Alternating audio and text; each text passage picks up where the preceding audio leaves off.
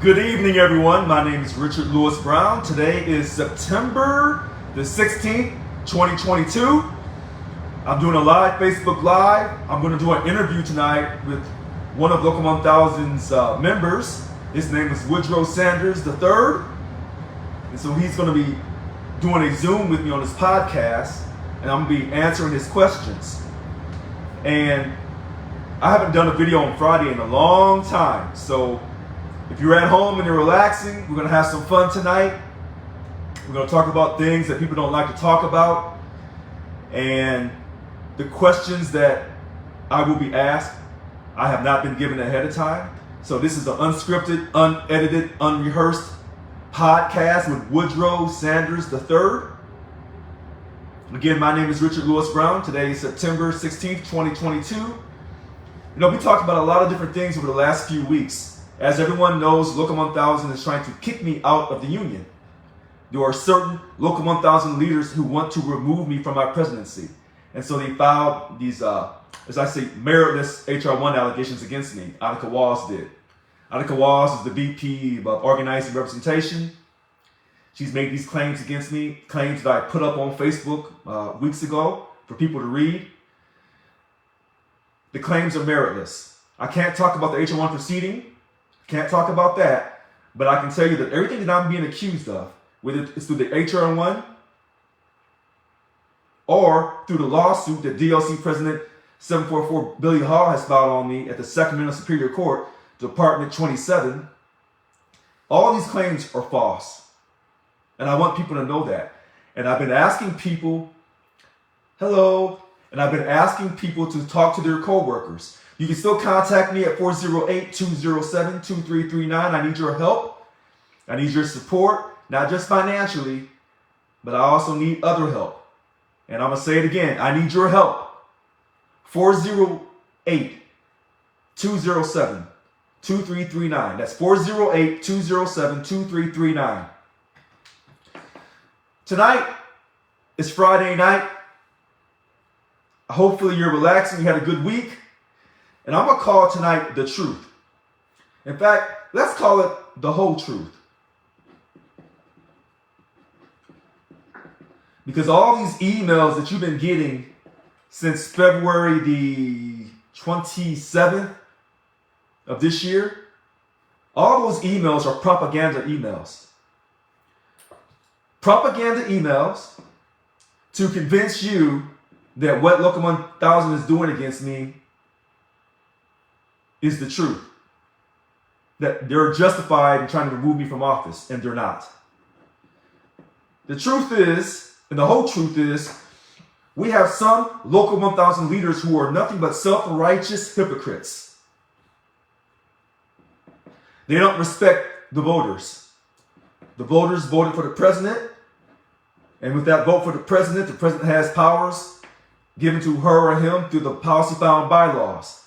They have now tried to, quote, do all these changes to justify what they're doing. That will not hold up in court. I'm asking you to talk to your coworkers. Just don't take this information in on your own. If you want to help me, contact me at 408-207-2339. We got to get this message out to everyone what they're trying to do. The HR 1 process is not over.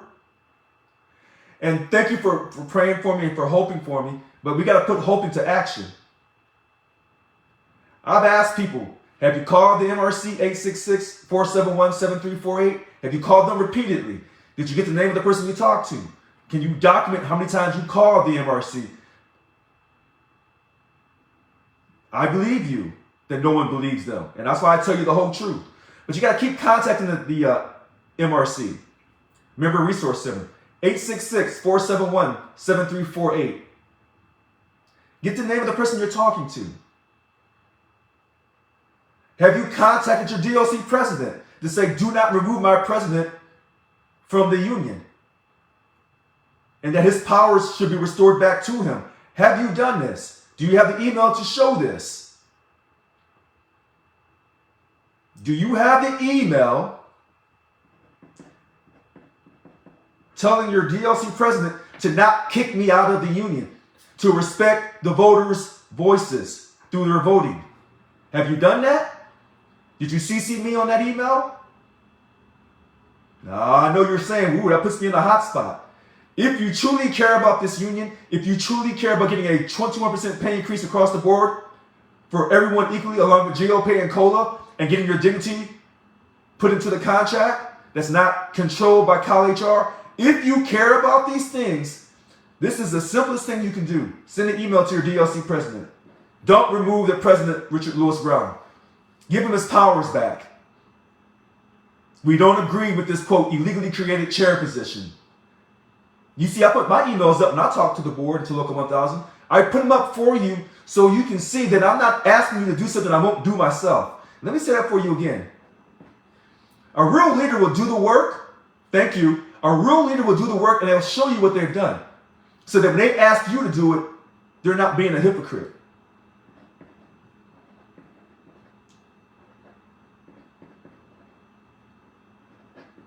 Now,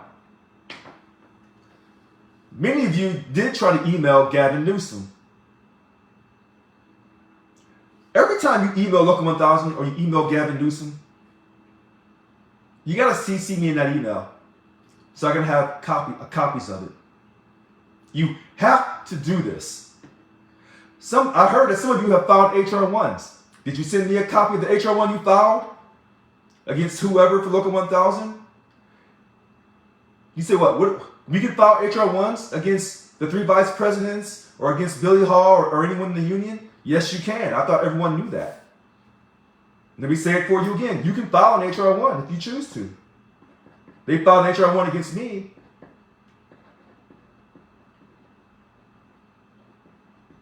What is my email address?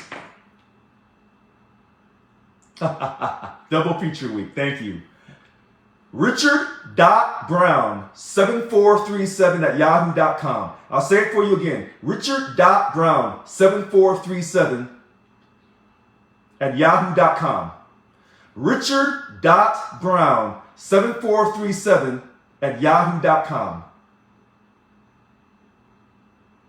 Let me say it for you again. Richard.brown7437@yahoo.com. I've asked you to email your DLC president. If you don't know your DLC president, look on the website. The website that has a DLC map that I got done for you. Now, they've taken some of the stuff I did for you off the website, unfortunately. But remember, when I came to office, I opened up the website for everyone so we could increase membership. Let me say this for you. Tonight, I'll tell you the whole truth, not partial truth, not what I want you to know. That's what the current leadership does for you. Now, I'm doing an interview here in a few minutes with Woodrow Sanders III. He's a Local 1000 member. He's going to bring me up on his podcast. So I'll be looking into the computer while I'm answering his questions. And I'll try to, when he asks me a question, I'll try to summarize his question really quickly, and then I'll answer it. So in case he doesn't talk loud enough, you will hear me. Now, he did interview Annika Walls. She took time to interview with him. So good for her. But when you want to hear the whole truth and nothing but the truth, there's only one person in this union since 2012 that has told you the righteous truth. From yesterday, today, and tomorrow. I'm not bragging. I'm just stating the facts. Some of you did not know about the exclusive representative clause. You say, what is that? That means that Local 1000 is the exclusive representative for over 730 different job classifications, which means that even if you quit the union and you try to go join another union, they still control your working conditions and wages. The state will only negotiate with Local 1000 concerning your working conditions and wages and no one else. So quitting the union is not going to help you. Let me say it for you again. It may give you some financial relief for the short term, quitting the union. But the more people that quit the union, the more the state will say, we don't have to do anything. We don't even have to, listen how I say this to you. If you have a low membership, we don't even have to pretend that we're trying to negotiate with you. Because they've been pretending for years. And you know they've been lying for years. This is why you come to me, Richard Lewis Brown, for the whole truth. What has this taken out of me?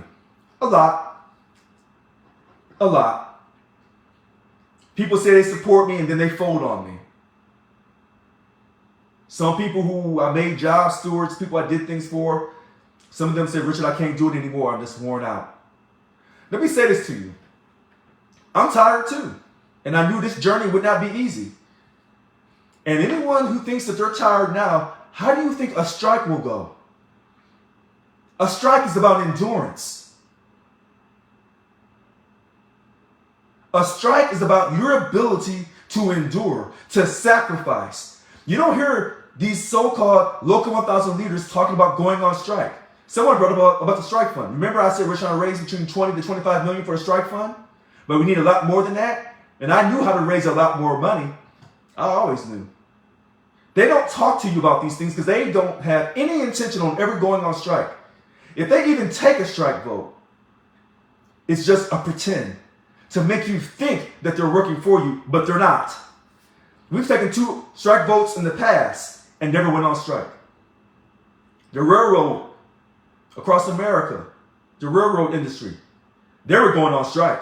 The two of the most powerful unions, the largest unions in those different unions for the railroad industry, they were going on strike, and the government had to get in and say, hey, do something. And now they're going to get is it a 20-some% pay increase over the next few years? 14% right away and then 10% more over a few years? Because they were serious and they were not going to give up. I've asked people, do not give up. What they want to do is try to kick me out of the union, destroy your faith, destroy your hope, so that you'll quit, so they don't have to worry about you. In the meantime, they're going to go out and tell more lies to bring new people into the union who don't know about all the lies and the hypocrisy and the corruption of the union we belong to. That's, we're represented by. That's what they're doing. Lose a person, try to gain 2 more to make up that person's lost money. I know you're tired. I'm tired too. A lot of people are tired. This is what a war is about. Do you have the endurance to continue and fight on? The things that I say are things that make you uncomfortable. When I tell you Local 1000 has been lying to you for years, you say, give me the facts. I've given you the facts. When I talk about the racism, you say, oh, we don't want to talk about the racism. Get over yourself. You're going to hear about it. You're going to hear about it. Because that's what I'm going through. When I talk about the politics and how all they want to do is just take your money and use it for politics, that's the absolute fact. You're going to hear about it. And this is why I'm having a hard time trying to find attorneys. Because we think that attorneys have a passion. Unfortunately, most attorneys have a passion for one thing: money. That's it. And they don't care who wins and who loses unless it affects how they're going to make money in the future. The things that I talk about are unpopular. Well, that's funny because the first European Americans said things that were unpopular to King George in England. And so they had to have a Revolutionary War. And Abraham Lincoln said some unpopular things, and he had to fight the South, the Confederacy. And sometimes when you say uncomfortable things that upset people, that upset the status quo, people want to eliminate you one way or another. I'm still here alive today through the grace of God through Jesus Christ. They want me to quit. They want me to resign. How many times have you seen on Facebook they say, resign, quit, go away?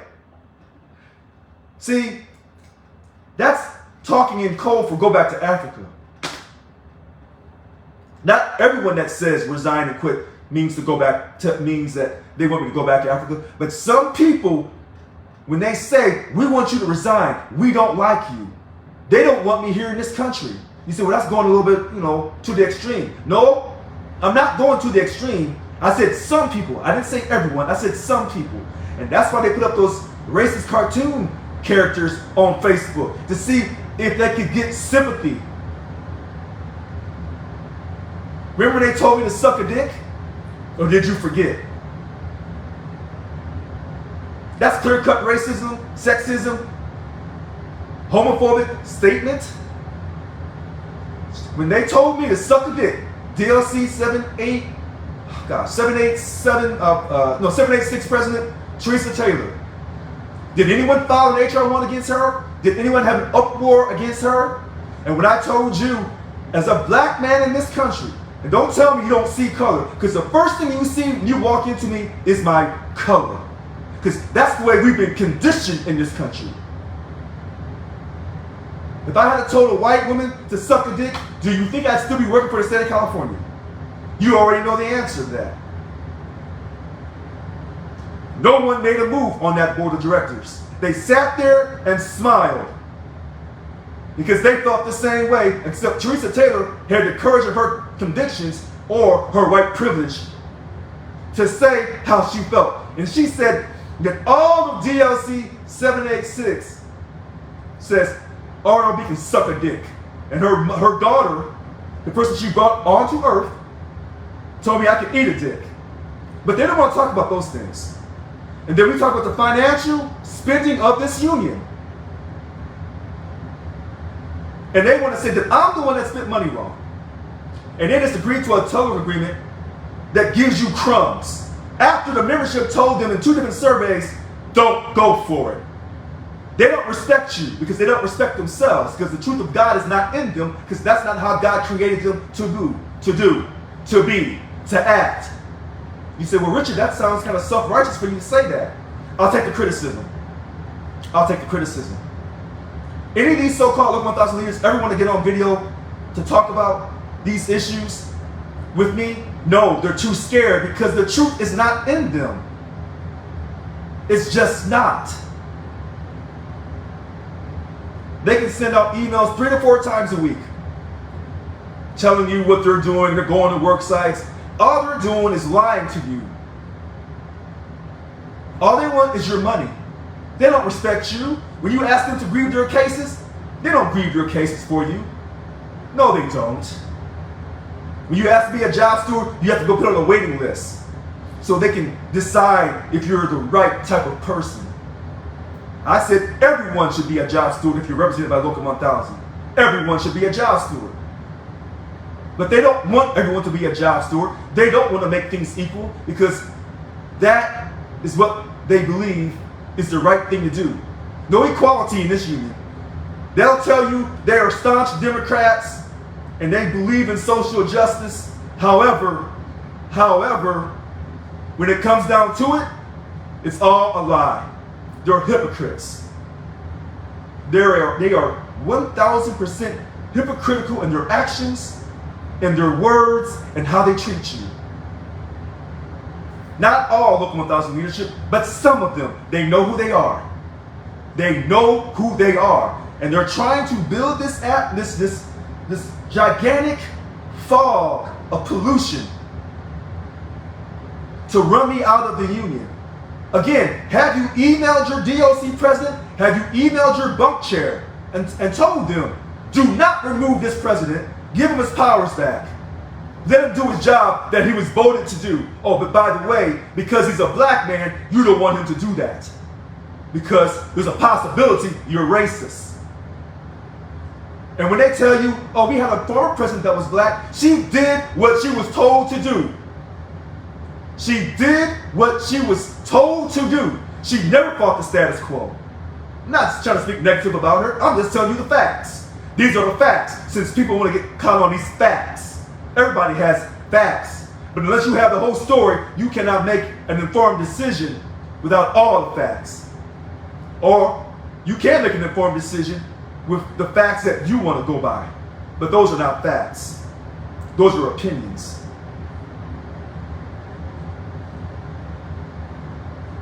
Well, I started at 5:40, and we're still waiting for Mr. Woodrow Sanders III.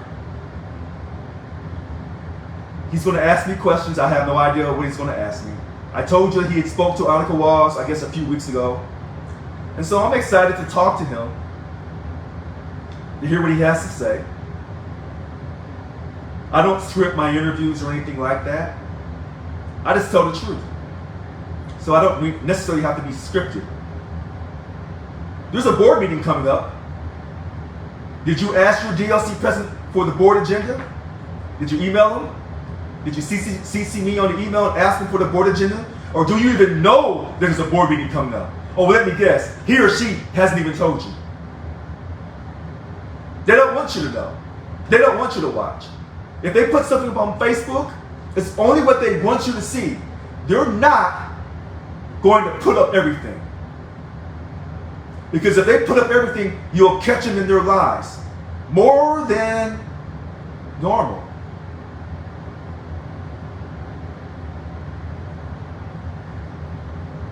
It's Friday evening. I want to laugh and have fun. I don't want to be too serious tonight. But I want to stress to you, if they're able to remove me from this union, they will destroy this union. You know it and I know it. If they're able to remove me from this union, they'll destroy this union. Now, some people want the union to be destroyed. I understand that. Some people say, we need to start all over again. Everybody has a strong opinion. We have a union, but it's really a social justice organization. It's not a labor union. It's just a social justice organization that funds money to the Democratic Party through SEIU International. And so we're slaves entertaining in unity for SEIU International. I don't want to be no one's slave.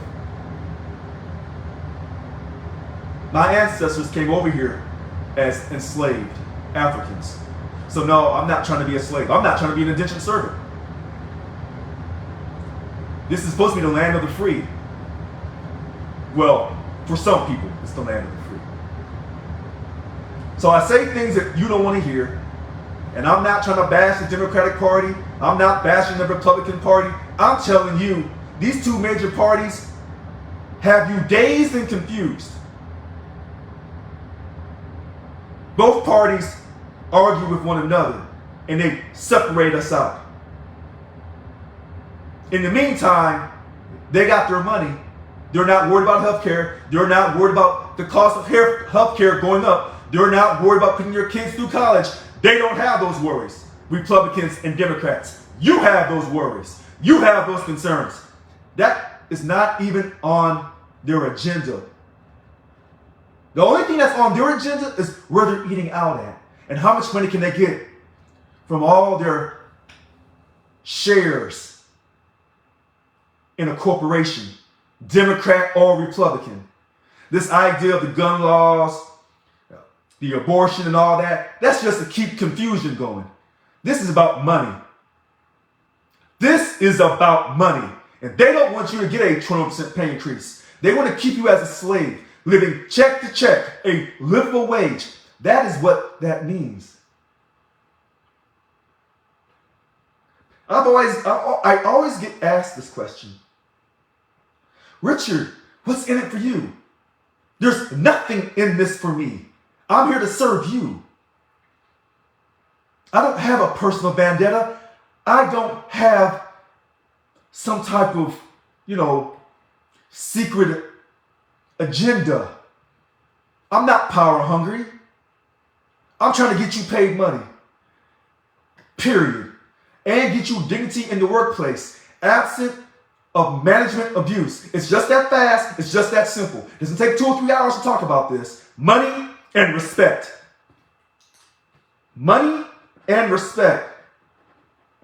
And no one can bring it to you like me. I already showed you. I didn't take a salary stipend. And I didn't sign for no one else to take that salary stipend. This upcoming board of directors meeting, that salary stipend is coming back up. Leave, salary stipends, but they're not going to put that out in the open. If they do, they're not going to tell you everything they're talking about. They're just not going to do that. Because as long as you're in the dark and you don't have knowledge on the situation, they don't tell you anything, hoping you'll fall for some of it.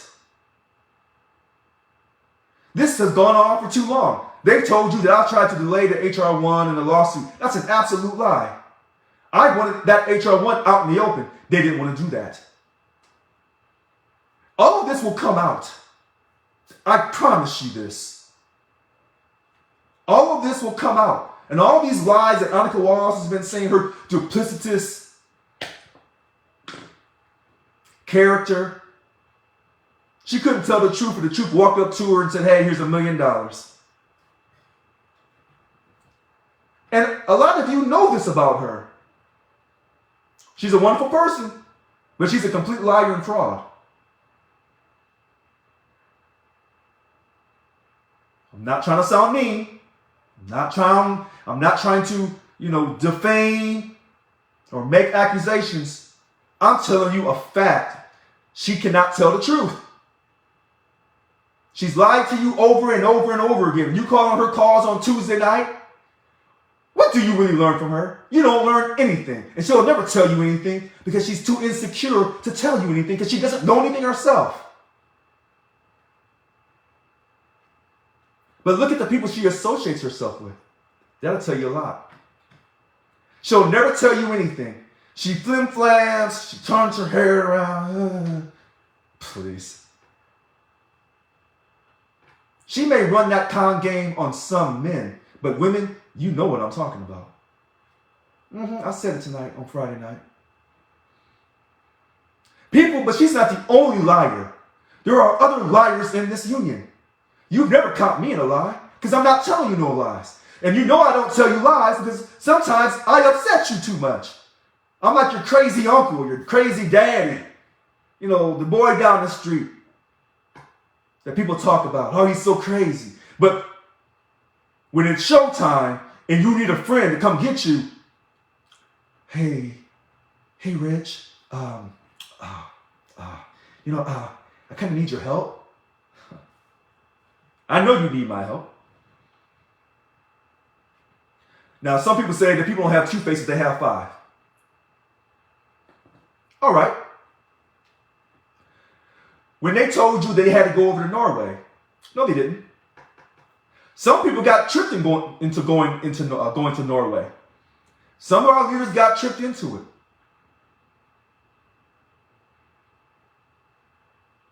You say, well, how can people be tricked? Let me tell you something. Anybody can be tricked. I'm not perfect. You're not perfect. We all make mistakes.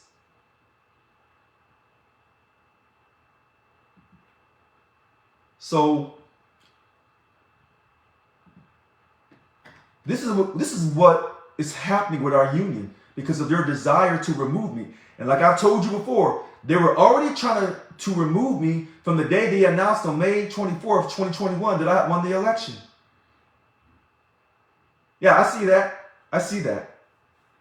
That's why I said some people got tricked into going to Norway. Some people knew exactly what they were doing because they were in on the trick to begin with. But they were able to mislead others. Anything that comes out of that Norway trip was already decided before we went over there. That decision with Governor Gavin Newsom and CDCR, with the head honchos over in Norway, that was already done already. That's outside our purview. How can we go over to Norway and try to get through ideas when Norway is nothing like America? And then number two, we don't even enforce our contract. So how can we go over to Norway and get those ideas and bring them back when we don't even enforce our own contract?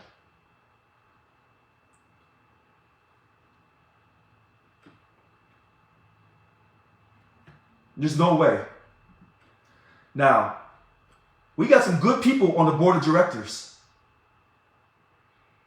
Can I say their names? No. Because I don't want them to have to go through the abuse that I'm going through. And I've been doing this for quite some time. Hold on one moment here. All right, so hold on.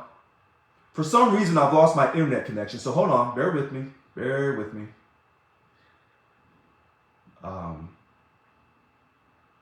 Bear with me. I'm trying to bring my internet back up.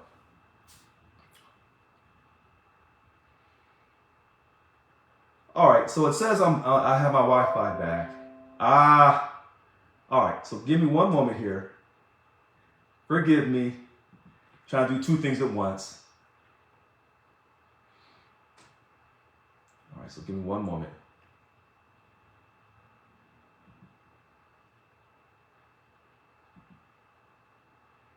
Okay, so my internet had gone off for a moment, and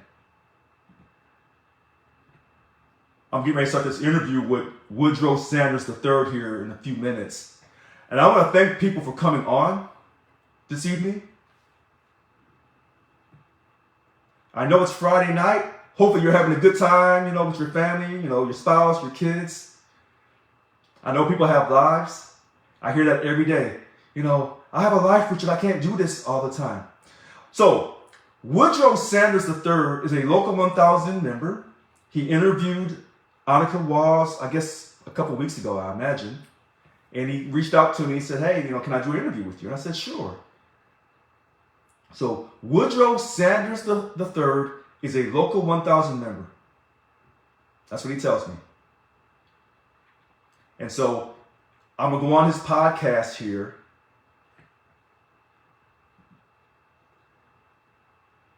Here in a couple minutes.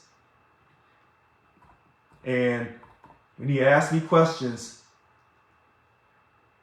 I will try to, hold on one second here. I will try to repeat his question. So in case people can't hear him. Hold on one moment.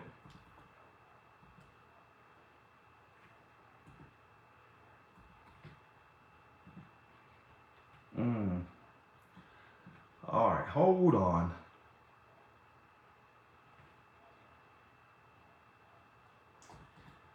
I'm trying to log into this. Oh boy.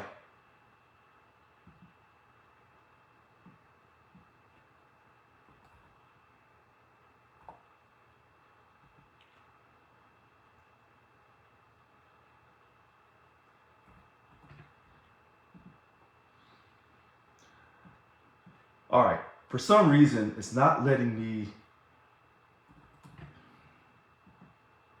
Okay, so I'm back in. All right, so tonight I'm doing an interview with Woodrow Sanders III, a Local 1000 member. Tonight I'm calling this The Truth, the Whole Truth. And so I was telling you that we have some Local 1000 leaders who will lie and who's been lying to you for years and years and years. And all these propaganda emails they've been sending out since February 27th is to convince you of your lie. Because they're trying to protect the status quo, and the status quo is, quote, protecting the money for politics. And as you know, I have a 10-point platform that said we won't be involved in politics, no political spending. And so I said on Wednesday night that I heard that the former president, who's now retired, living her best life, Yvonne Walker, received anywhere from $75,000 to $200,000 from our union. But you guys didn't know that, and they don't want you to know that. She's running for the retiree seat, so only those who are retired can vote for that seat. And I said that I don't have anything against her running for office, and I'm not telling people to not vote for her or to vote for her. Hold on one second.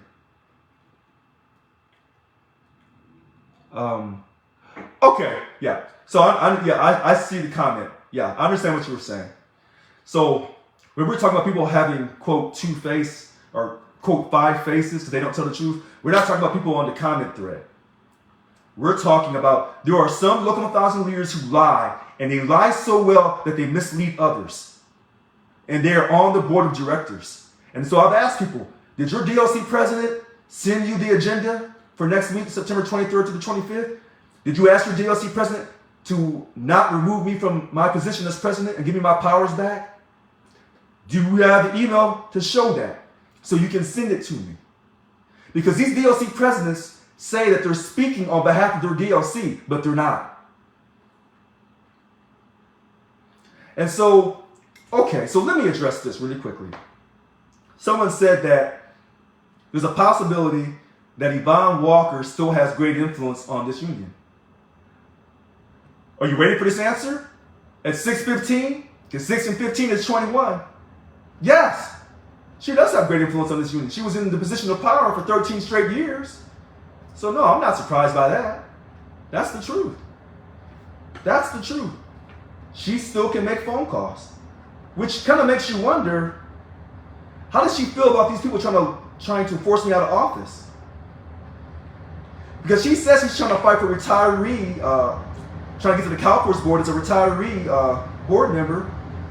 How does she feel that on an election that she lost, that she gave me the respect of winning? She didn't say I cheated her in the election. She said, you won the election, congratulations. She respected the voice of membership. At least that's what she told me. When she congratulated me, she said, congratulations, you won the election. She didn't put up HR 1 on me. She didn't protest the election against me.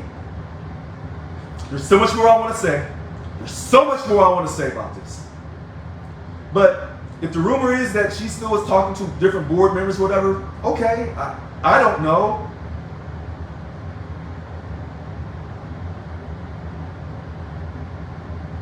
I hear rumors too.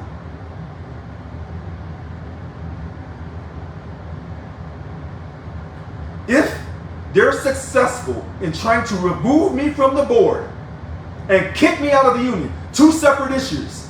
The HR 1 is to kick me out of the union. Take away his membership. Take away his job stewardship. If they do this, they'll destroy the union. And now maybe Yvonne Walker knows that. Maybe. I don't know. They say, well, when did you talk to her? The day I won, May 24th, 2021, she called and congratulated me. I think we talked one more time after that. And that was all of our official conversations. You say you only had official conversations with her on the day you won and the day after that? That's all I can remember. If she can recall a conversation with me, an official conversation with me on more than one or two occasions, after they announced that I won, I want to know about it. Yeah, I want someone on here to run back and tell her what I said. Please do. Use my words correctly. Use my words correctly. An official conversation. Because I don't remember more than one or two conversations. I don't remember. Maybe my mind's bad. You tell me how bad my mind is. But I'm glad that someone brought that up. Because someone said, well, can't she just call and tell these people to knock it off? Listen to what I said about racism. Listen, I am so glad you brought that up. Listen to what I said about racism. I told you I'm a black man and they're being racist towards me. They told me to suck a dick, eat a dick. That I'm angry and I brought all this on myself. That's code word for you should know better. You should know your place. And then I told you they had a former president who was also African American, but she never rocked the boat. So she did what they told her to do. Not necessarily the board, but other people. Now, even if she was to talk to them and say, hey, you're not doing what's right, I told you some of these people on the board are racist. They're not going to listen to her. She ain't the president anymore. Now we're starting to really see that some of those people on the board never liked her to begin with. Jonah Paul's racist cartoon he put up on Facebook, anybody wants to see it, I'm going to put that back up about Jonah Paul, because he's a DLC president now, 785. Jonah Paul. He's a racist. 621 tonight. Jonah Paul's a racist. He put that up there saying, oh, this is so funny. Really? Me holding a gun? When so many people have lost their lives in America to gun violence? But now you're saying that's funny? I mean what I say. I mean what I say. All right, so when Mr. Sanders comes on here, I'll put all my focus on him. So when he's ready, he'll let me know. And so he'll ask me. Okay, take your time, sir. So he'll ask me a question. I'll try to repeat his question to make sure I hear it correctly, or that I heard it correctly, and then I'll answer his question. Now, Mr. Sanders is a very intelligent person, so he may ask me some hard questions that I may not have the answers for. So it is Friday night, you know, and a lot of people, one moment, a lot of people try to trick me up and ask me tough questions hoping they can gotcha. We'll see. We'll see. But tonight's about the truth, the whole truth, and nothing less. So, now, I don't think he wants to introduce himself, but I'll say his name because he wants to run his podcast. He's in control of his podcast. What I simply said to him is, anytime I talk to people, I always go live on Facebook, so that no matter who I talk to, how they do the recordings is their business. But I have it live on Facebook for my own recording. I have my reason for that. So again, his name is Woodrow Sanders III. He's a Local 1000 member. How you doing, Richard? All right, so here we go. Good evening, Mr. Sanders. How are you? I'm good, my friend. Just got back from Vacaville, so All right. sorry for the delay. No. Take your time. So let's go ahead and get started. So, All right. okay, so welcome viewers to another episode of Revelation. I apologize for the delay. This is the first, I haven't published a podcast since July 28th, and my last recorded podcast was August 29th, and I have been productive during that time. I've been kind of just developing the podcast for ways to improve it, not only the quality of discussions, but also the quality of the experience that viewers see. So for everyone that follows my work, thank you for just continuing to give me your time, and I'll do my best to make sure that you get something out of this online experience. So, Mr. President Brown, welcome to the podcast. I'm just grateful for this opportunity, and I'm going to refer to you as president, even though the union leadership has basically suspended you from your position. You still deserve that title. You still have my respect. So as a result, I will always address you as President Brown. And you know what, Mr. Sanders? I want people on Facebook to hear this. He says that even though they've suspended me, that I am still the president. He wants to give me that respect. So he's still going to address me as President Brown. I did not tell him to say that. Those were his words. I'm sorry, sir. Go ahead. That's fine. Okay. So moving forward, like I said during our phone call, just to give some background information to the audience, I had one prior face-to-face meeting with President Brown about 2 or 3 weeks ago, if I recall correctly. And that's typically a practice I have when I have an icebreaker discussion, either by phone or in person. It's the same thing I did with Vice President. This is embarrassing. Help me out here. Attica Walls. Eric Walls, thank you. So it's just the whole thing. I don't disclose the questions I'm going to ask before a podcast. That seems to me to be a bit disingenuous. So I typically I give a general idea, a 30,000-foot description of what we'll talk about in advance. It's just like they can prepare as best they can, but I never disclose the specific questions I'm going to ask. And that's a practice. That's something I didn't violate that practice with President Brown, and I never will. So having said that, let's get started. So President Brown, let's start. You were elected president in May of 2021 with 7,880 votes. Now, out of the total membership, go ahead. No, sir. Thank you for having me tonight. And as you stated, these questions I was not given to. I did not win with 7,880. The total voters of 7,880. I won with 2,637 votes. Oh, I Okay. apologize. No, because I want to make sure that I don't get accused of lying. No, Because okay. that's my fault. No, no. Actually, just before I started the podcast, I looked up the stats, and I guess I misread the document. I want to share my screen here so I Okay. can. That's totally my fault. Let me. No. It's easy to get confused. Share. So, but anyway, what I'll do is I'll include a link to where I got that number from in the comment section for viewers that want to see this kind of look at the breakdown of the votes that were cast during the May 2021 election. And you said again that the title of your podcast is Government Unleashed? Well, the name of the podcast is called Gov Unleashed. Yes. Government Unleashed. Gov Unleashed. Gov. Gov Unleashed. Okay. Gov Unleashed is your podcast title. Okay. Yes. Okay. Okay. So let me back up a little bit. So President Richard Brown, he's the president for SEIU Local 1000, this union in Northern California. He's also a public worker. You at the time prior to you assuming your position as president, Mr. Brown, you're a state employee, and you're employed with what department again? So I am still employed with the California Debt and Investment Advisory Commission. It's called CDAC. It's at the State Treasurer's Office in downtown Sacramento. And I'm the president of the largest public sector union.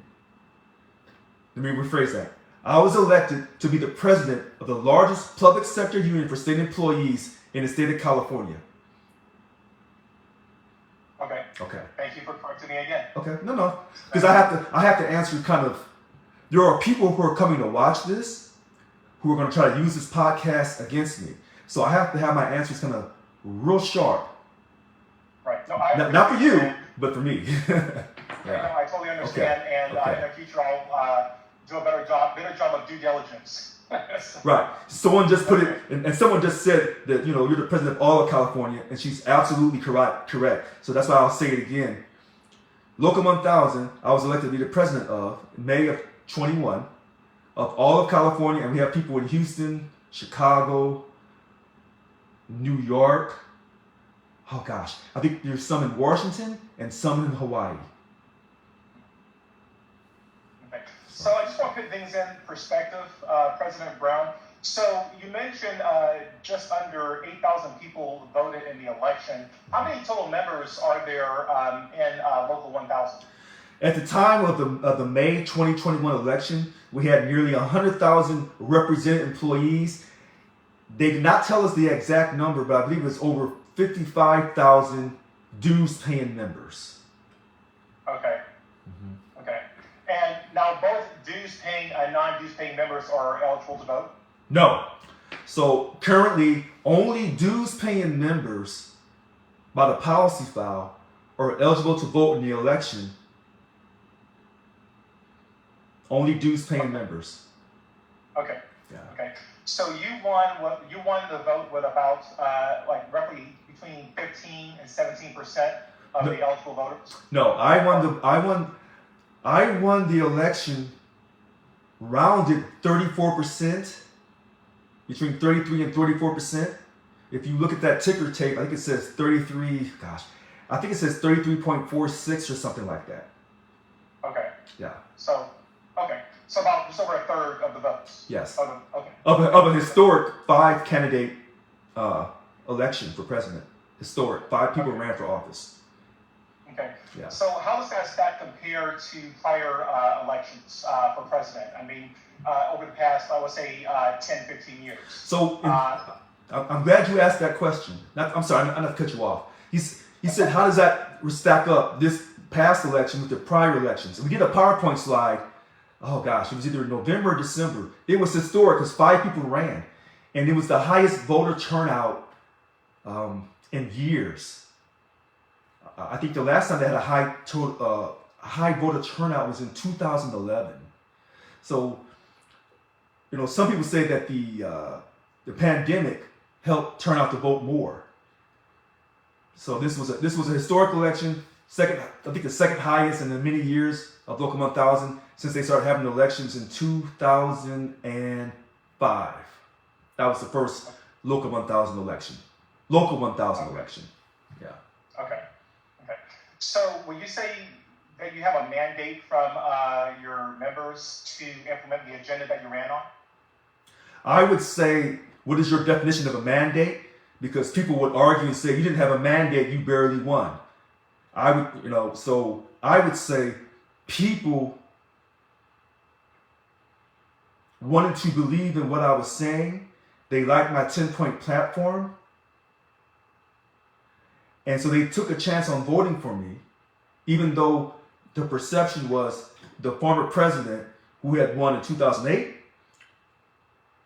2011, 2015, and 2018. 4 consecutive elections she won. So people thought she was unbeatable. So did I win with a mandate, or did I win with people who actually said, I'm going to vote because I believe in what Richard is saying. I may not truly believe that he can win this, but I'm going to vote because we've never had anyone talk like this before. So when you say she, you're referring to Yvonne Brown, correct? Yvonne Walker. That's correct. Yvonne Walker. That's correct. Okay. So now, if you can, at what point did the relationship between you and the leadership, the local 1000 leadership began to sour? Because from what I understand, you weren't their pick. You weren't the person they wanted in that position. Is that an accurate assessment? I was not the pick of the quote leadership of Local 1000. Absolutely not. When did it start to go sour? May 24th, 2021, when they unofficially announced I had won the election. The VP organizing representation, Annika Walls, her along with other individuals, I'll name them, Kevin Miniger, Harold Fong,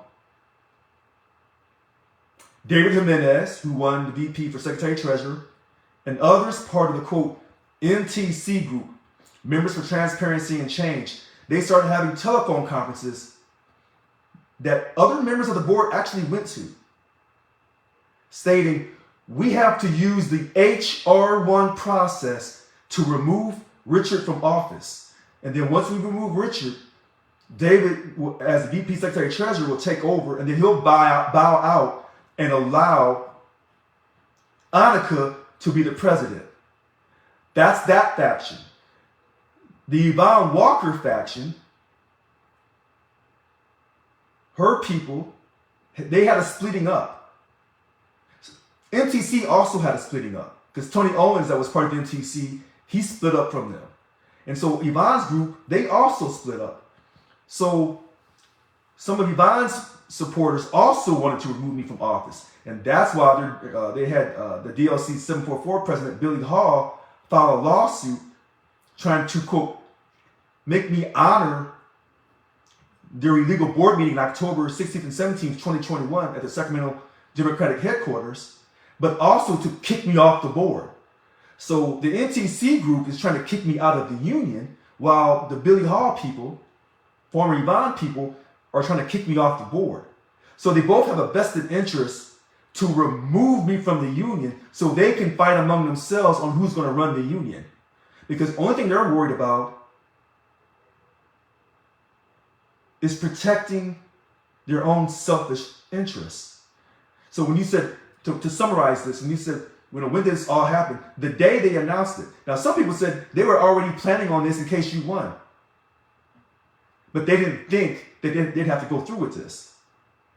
So as soon as they announced on May 24th, they went right into action. And Annika was leading this along with others in the MTC group, having these telephone conferences. She knows this is true. And that's why I said tonight is about the truth, the whole truth. And I want people to understand this. It didn't matter. I could have came in there. I could have changed my skin tone to Barack Obama. And I could have gone to Harvard and had a trophy wife, pretty wife, educated, and perfect kids. They were still determined to run me out of here. And this is the hypocrisy of the union that I belong to. So help me to understand, President Brown, why you were so unpopular with the leadership and the people that initiated this HR1 action against you. Can you briefly explain for my audience your 10-point agenda that you ran on? Just very briefly. Okay, so I'll try to answer this in 1 minute. My 10-point platform is revolutionary. It makes everyone a job steward. It gives everyone the right to vote whether they pay money or not. But it starts by saying this: we will not be involved in politics. And therefore, we'll be able to unite our union by bringing in our non-members, because we're no longer spending money in political campaigns and on political candidates and on political ideology that comes from SEIU International, because they are the funding mechanism for the Democratic Party. That's it in a nutshell. And open transparency. Putting out all the financials, putting out everything, doing our meetings. Remember, those board meetings were never open to the public. I opened everything up so you could actually see how things are run. And so we had that open board meeting we did on Facebook on the SBAC. No one knew what SBAC was, on who was going to be bargaining your contract. So that's it. Okay. Yeah. So you use some terms that are that the audience may not be familiar with. So you mentioned SBAC and job steward. Can you briefly describe what those two terms mean? The SBAC is the Statewide Bargaining Advisory Committee. These are the people that will bargain the contract. And so you'll have, your bump team, and then you have the different DBERs, district bargaining unit representatives, and they're part of the bargaining team. And so you have 10 bargaining units. And so, of course, you have to be a job steward. And people didn't really know the process on how these people, got their positions. And so we tried to educate the people, which we did. But they also saw a lot of, quote, politics with those elections, which they had never seen before. And I can tell you, this is why they don't like putting their board meetings up for you to see everything. Because then you'll see that these people are not representing, quote, the members. In fact, to say this really briefly, they were so mad that I allowed the members to talk at the board meetings. They didn't want the members to talk. They felt like, we're the board of directors, we represent the members, you need to talk to them. But you don't represent the members. Because like I said, 33 of those positions ran uncontested. So when those DLC presidents are talking, you don't know if they represent their DLC or not, because they ran uncontested, because they didn't tell everybody about the election. So hopefully I explained that a little bit more. Thank you. That was very.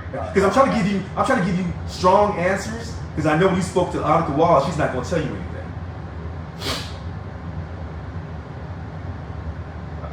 Like I said, she was very generous at the time. I had an opportunity to talk with her for an hour, and she gave me some very direct and answers. Okay. It's available online. Okay. If you want to check it out. Well, that may be the first time that she's giving direct answers, because when she does her steward calls on Tuesday night, she doesn't give out direct answers, and she's been doing steward calls from back in August of 2021. So for her to give you direct answers when she doesn't do it on her steward calls on a weekly basis, some people would say they're not so sure about that. So I'm curious, how would you describe your relationship with Vice President Walz? Well, I like Annika. Let me back up. Possibly you respond. Before they initiated the HR one action to remove your position as president, how would you describe your relationship with Mrs. Walz? I like Annika. There's nothing wrong with Annika. Listen, I don't have a problem with Annika. I don't have a problem with anybody in the union. But their actions, I have a problem with. So. When you say actions, you're referring to your decision to remove you from your position? Well, yes, but not just that. I mean, when I would ask her, can you get more people into that steward training, do it on a weekly basis? Because she was always dragging the process out. But she was dragging the process out because she didn't want to have that many new stewards. She doesn't want new stewards. She wants people that she selects. I was letting everyone become a steward. So people would call and I said, okay, I'm gonna make you a steward. She's gonna get the training as soon as possible. She could be doing weekly training, but she doesn't want to. So I had a problem with that. She doesn't want to have those cases grieved and go to arbitration. So when people talk about she doesn't do anything, there's some truth behind that. Because she's too worried about trying to act like she's the president instead of doing her job per the policy file. So I have a problem with that. Other than that, she's a wonderful person. Okay. So you mentioned steward. Obviously, you're referring to job steward. Those are synonymous, those terms, steward and job steward. Yeah, doing her job as the Vice President of Organizing Representation per the policy file. It lists her duties. But what she wants to do is act like she's the president. She wants to be involved in all the presidential decisions because she says that, quote, she's part of the executive committee. You can be part of the executive committee, but the policy file clearly lays out the duties of the president. How do I know this so well? They're going to talk about this again next board meeting because they're arguing among themselves because some people can't respect the duties of each position, which is what Yvonne Walker had said years ago about Annika Walls and Kevin Benninger and Tony Owens.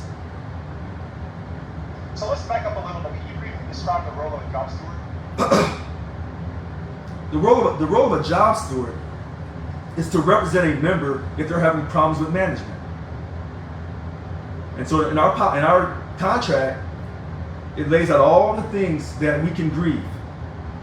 And so if a member or a representative employee has a problem with management, they can go to their job steward, and the job steward will advocate under the contract. If it's a clear violation, if it's not a clear violation, then it's a complaint. They can still advocate for that if that person is a dues-paying member. If you're just a representative employee, then that job steward would advocate only in violation of the contract because of the Janus decision. Okay. So now, according to your bylaws, how are job stewards elected? They're not elected by the members; they're chosen by yourself and the board leadership. No. A person can apply to be a job steward. Okay. Yeah. So any dues-paying member can apply to be a job steward. That's correct. Okay. Can you explain to me the process, Bob? So let's say, for example, I'm a dues-paying member. Let's say I wanted to become a job steward. How would that process go? I submit an application. They don't want consent. So in order to be a job steward, you fill out the paperwork. I think Annika has changed this whole process where it's real detailed now. Before it was just like, just fill out the paperwork. It was something very simple. When I became president, people were calling me. And I said, okay, I'll make you a job steward right now because I was showing a sense of urgency so we could increase membership. Because we have to be a dues-paying member to be a job steward. So I got elected off my 10-point platform. 10-point platform says, wait a minute here. So let me ask you this. So you unilaterally had the authority to appoint someone to be a job steward, president? No, I didn't. What I was doing was appointing people job stewards because of the COVID situation. Right. But Right. And so instead of doing, well, hold on a second. Hold on. No, wait a minute. It was not specified in the bylaws or the policy file. The policy file says that you apply to be a job steward. People were applying by calling me. We were just expediting the process. That's all that it was. And then once we expedited the process, all that Annika had to do was get it into the program right away. So we were expediting the process because we had such low job stewardship. We were less than 20%. It was over 2,000 work sites. So it was a rush to create more job stewards. And so there was no violation of the policy file or bylaws.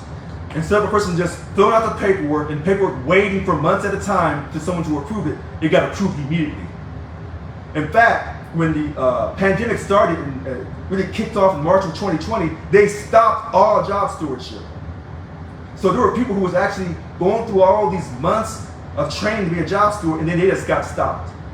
And so wait, you said, hey, you were referring to the former president. The former president. Okay. Yeah. So I understand there was a shortage of people willing to serve as a job steward. So I'm guessing when someone came in, John Doe wanted to serve as a steward, it was a strong light with that made that position. That's what sounds like, due to the shortage. What we were doing is there were people willing to be job stewards, and we were expediting the process. That's what I was doing. That's what I got elected to do off my 10-point platform. There were some people who had lost their job stewardship that got reinstated their job stewardship because we were showing a sense of urgency to build the morale of the union. And we needed more job stewards in these work sites. And not only that, that would have also helped the staff do their jobs better too by having more people involved in the process. And it was encouraging people to not quit the union. And they were encouraging other people to join the union because they were made job stewards and they felt that they now had a voice in the union. And then when they would apply to become a job steward, they didn't have to wait months on end. And then they also didn't have to worry about someone saying, well, you applied for this, but we don't like you, so you're not going to be a job steward. I didn't do that. Right, okay. So let's move on. So let's go back to the election results from May of 21. So you mentioned a total of 7,880 people participated in the election, actually cast a vote, out of just over 55,000 dues-paying members, correct? I'm sorry, repeat that question again. I just want to go back to the election results from the last election. So okay. 7,880 people actually cast a vote, correct? Yes, that's correct. 7,880 cast a vote. Okay, I believe you said just over 55,000 people were eligible to vote, dues-paying members. That's roughly correct, yes. Okay, so what does that say? Because I understand like just over 30% of, just over 30, you got just over 30% of the vote, but that seems like that's a really low number of people to participate in the election out of the total pool of people that are eligible to vote. So that seems a bit disconcerting, and let me explain why, because sometimes that can be a sign of a lack of confidence, like morale. I mean, there's a number of issues, obviously, that can contribute to a low voter turnout. But what are your thoughts on that? Why do you think such a small number of eligible voters out of that pool of 55,000+ actually voted? Can you explain that for me? There's a number of reasons. First reason, a lot of people did not know about the election. That's the first thing. A lot of people did not know about the election. How do you know that? When you have 33 DLC presidents run unopposed, no one votes in those DLCs. Did those people in those DLCs know about the election? I would say no, they did not. Number two, people stopped caring about Local 1000. They stopped caring because they said that Yvonne Walker will win again. She won 4 straight. Why wouldn't she win a 5th one? They stopped caring. Number three, they don't trust our voter process. They say it's corrupt, that the former president cheated in the election, in the prior elections. There's some truth to that. Some truth. You're referring to former President Walker, correct? There is some truth that there was corruption in prior elections. I was trying to highlight that when I talked about Paul Koch in my PowerPoint back in November of 21. Okay? Now, when you have nearly 100,000 people and only 55,000 to vote, and you can only get less than 8,000 to vote, that's a reflection of leadership. Okay? Was she going out to all these work sites? No, she was not. Did she ever visit CDCR behind those prison walls? No, she did not. Am I saying that?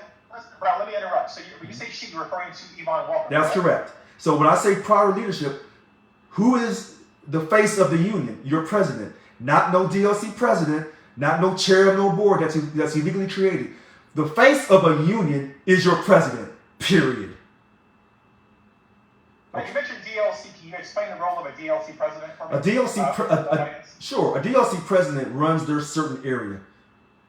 So there's 51 DLCs, district labor councils, and that DLC president is the president of that certain region of different work sites in that region. If you go to our website, SAIU1000.org, you'll see the DLC map that I have put up there. And it tells you in all the different areas, the different DLCs, and it also tells you, because I pushed for this, all the different buildings within that DLC, all the different work sites within that DLC.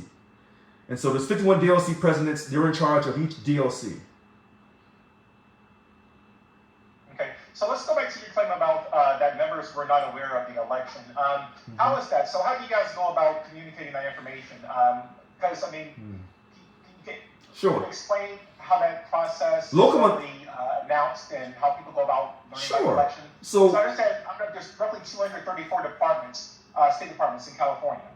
And each department has, you mentioned, I guess each work site has a job steward, or each department has a job steward? No. Each work site does not have a job steward. I talked about that in the PowerPoint presentation. We have over 2,000 work sites.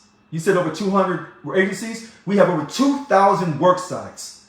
All right? Each department, each department has at least one job steward. No, that's not true. That's not true. No. I was not aware of that. No, and that's in my PowerPoint.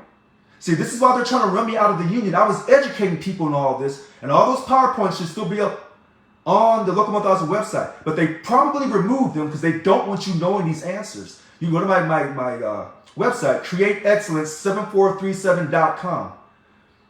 Now, Local 1000 sends out emails to people who have given them permission to email them. And so normally the dues paying members will give you permission to email them. Some of the represented employees will also do the same. Most people, when they get those emails, they ignore them. Why do they ignore the emails about the election?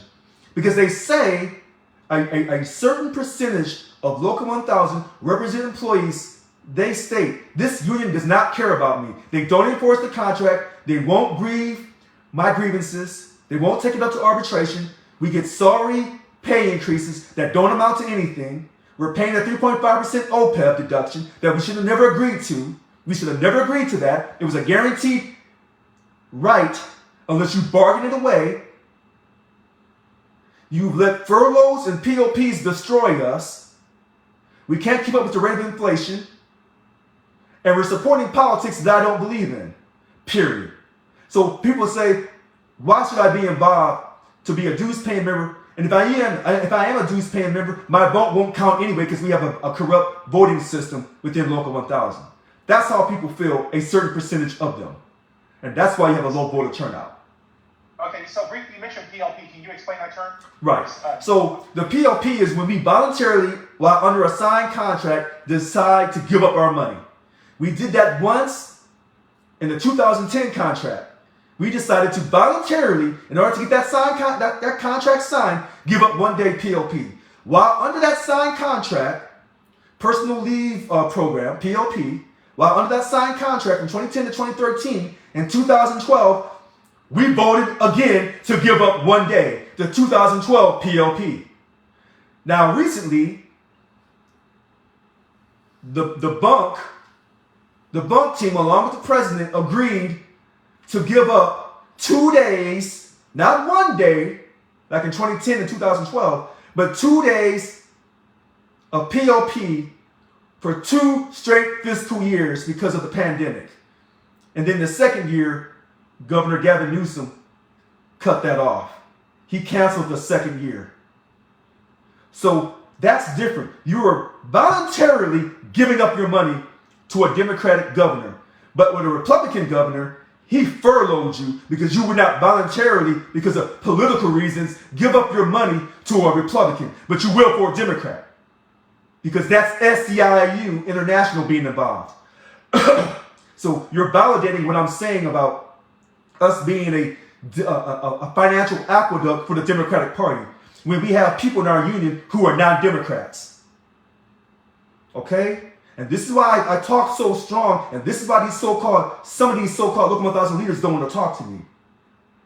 Because I'm exposing them, and I'm exposing the hypocrisy and the corruption of this union that I belong to. And that's why they're trying to remove me from this office. Because I'm an outspoken black man, educated, served the country, but they don't care about that. Just like many African Americans and other minorities that served this country, but yet when they came back from the war years ago, America didn't care about them. Right. So let me ask you this. You mentioned your race in that response. So do you think race is a factor in your removal as president? When you're told to suck a dick and eat a dick, when they show DLC 786 President Teresa Taylor told me to suck a dick, that her whole DLC 786, which is a franchise tax board over there here in Sacramento off of Butterfield, she said, suck a dick. Her daughter said, eat a dick. And they never apologized to me. And no one on this board, including Annika Walls, ever served them at HR 1 for being a discredit to the union. But it runs deeper than that. She felt so confident to tell me to suck a dick, which is racist and homophobic, that she sits, hold on a second, wait a minute, hold on. She sits on the CalPERS board. She felt so confident in her white privilege to tell me to suck a dick that the black man, the black man on that board, hold on, wait, I want to finish this. I want to finish this answer, sir. Wait, well, let's not use that phrase anymore. I mean, okay, but no, let's use the phrase because this is the truth, and the truth hurts. So her telling me to suck a dick. But you don't keep repeating it, though. I need to keep repeating this. No, I'm going to keep repeating this Because she felt so empowered to tell me to suck a dick that the black man on that board, at CalPERS board, did not say anything. He said, well, that's a personal issue. I'm going to stay out of that. So that tells me that she can use a phrase, a racist phrase like that, and she knows that the African American on the board will not say anything. No, I'm not being quiet on this tonight. No, I'm not. No, I'm not. No, I'm not. No, I'm not. Okay. Because I want to send a message to Facebook. I want to send you a message, and I want to send a message to anyone that's listening. Some black people, when they get to the top, and they claim that they were proud to be African American, are absolute 1,000% liars. So this is not really so much about Teresa Taylor being racist and homophobic. This is about other black people and their neglect. Okay. Let me interrupt. All right. You reached the conclusion that your claim that Teresa Taylor is being racist is based solely on that claim of suck a D. We don't say the word, but it's based strictly on that phrase, on that insult, correct? I'm telling you, what she said was racist. No, I answered.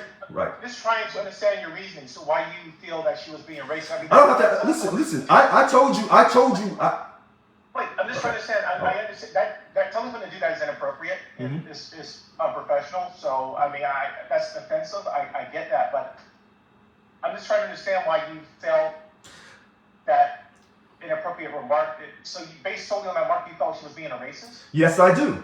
And I'm not the only black man to say that. And so since you want to dig into this, wait. Let me answer this question for you. No, hold on, wait. Let me answer this for you. You have different types of black men from the community. Some black men may say that her telling me to suck a dick doesn't offend them. I'm not one of those black men. I'm gonna give you an answer because so many black men have contacted me. And said, are you going to allow her to get away with that? Okay, President Brown, wait. Yes. Time out. Okay. I get it. I get it. You're emotional. I get it. You. No, I'm not emotional. I'm passionate. No, I understand that. But okay. A variety of people watch my podcast, and like I said, I'm personally offended by that phrase. It's inappropriate. It's offensive, and no one should use that kind of language. Okay. So, but I invited you on. I wanted to interview you because I wanted to hear your side of the story. But I want our conversation to be respectful. I want it to be because people of all ages watch this podcast, not just adults, but young people might eventually watch this podcast. And I don't see the need to keep repeating that phrase. So I do. Just for the remainder of this podcast, could you please not repeat Okay. No, I won't repeat that phrase, but I want to send you a clear-cut message. I'm not trying to make you or anybody else feel comfortable watching this podcast because racism is still alive in this country. Okay? So I'm not trying to make no one feel comfortable. I'm sorry, I disagree with you. I am not trying to make no one on this podcast feel comfortable because she felt so comfortable to say that statement to me. Okay, I got it. So let's move on to something else. All right, let's move on. Okay, so, all right. You threw me for a loop there. No, because listen to this. Hold on. Let me give you some background. No, wait. No, we can't just move on from racism. No, I disagree. We cannot just move on from racism. I know it's your podcast, but let me give you some background to why I feel so passionate about what she said. Listen to this. Hold on. Listen. No, you don't get it because I have to give you the background. When I get it. She was being racist based on that statement, on that directive. Her statement. Well, hold on a second. Her statement empowered Jonah Paul to put up on Facebook another racist cartoon character about me. Okay, me holding a gun and me. His name is Jonah Paul. He's a DLC 785 president. So I'm trying to send you a message that when she said that and nothing happened to her, that empowered everyone else. In fact, when Denise Quinn Allen told me to quote, she called me yes. She said, what a D-I-C-K. She said, she said, what a D-I-C-K. She called me that on a live Zoom call on Wednesday night because she knew that nothing would happen to her because they could talk to me any way that they wanted because my black life is not the same as theirs. Okay? So let me send that message to you clear on Friday night. And that's why I'm so passionate about this. And that's why when they called the cops to my house on May 25th, hoping that something bad would happen on 2021, a day after I was Time out. Wait. So mentioned this during our coffee meeting, that someone had called the police to your house in response to someone they heard a woman screaming at your house. That's correct. At my residence. At my residence, yes. So was it a Sac PD or a county of Sacramento officer that responded to you? 2 Sacramento police officers. Okay. So they came to your house. They looked around. They didn't find anything. Any suspect. There was no woman in distress, and they left. Is that to be accurate? That's correct. Okay. And I assume you tried to determine who made this claim that a woman needed help and was screaming for help. But yes. Did you ever find out who made that call? They wouldn't tell me. And the reason, and I'm going to tell you why they wouldn't. They said they had to protect that person. But the real truth, the whole truth, that's somebody within this union made that call against me.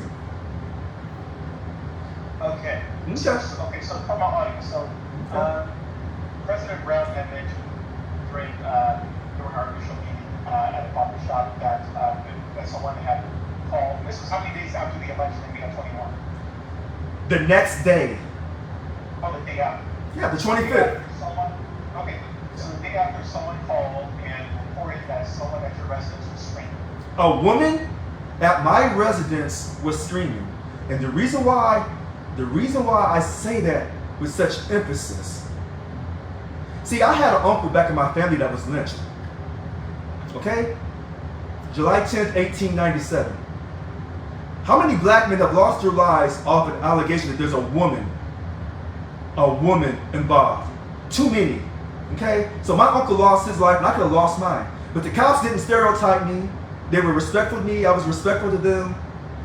And we had an easygoing conversation. But I could have been Breonna Taylor. Okay? So they did that. And I survived it. And so then when Teresa Taylor says what she says, her and her daughter, nothing happens. And then when Denise Quinton Allen says what she says, nothing happens. And then when I get called, Denise Quinton Allen again? Denise Quinton Allen is a DBER, a district bargaining unit representative, and she's in one of the DLCs, I think 724. So she holds a leadership position? She's a job steward.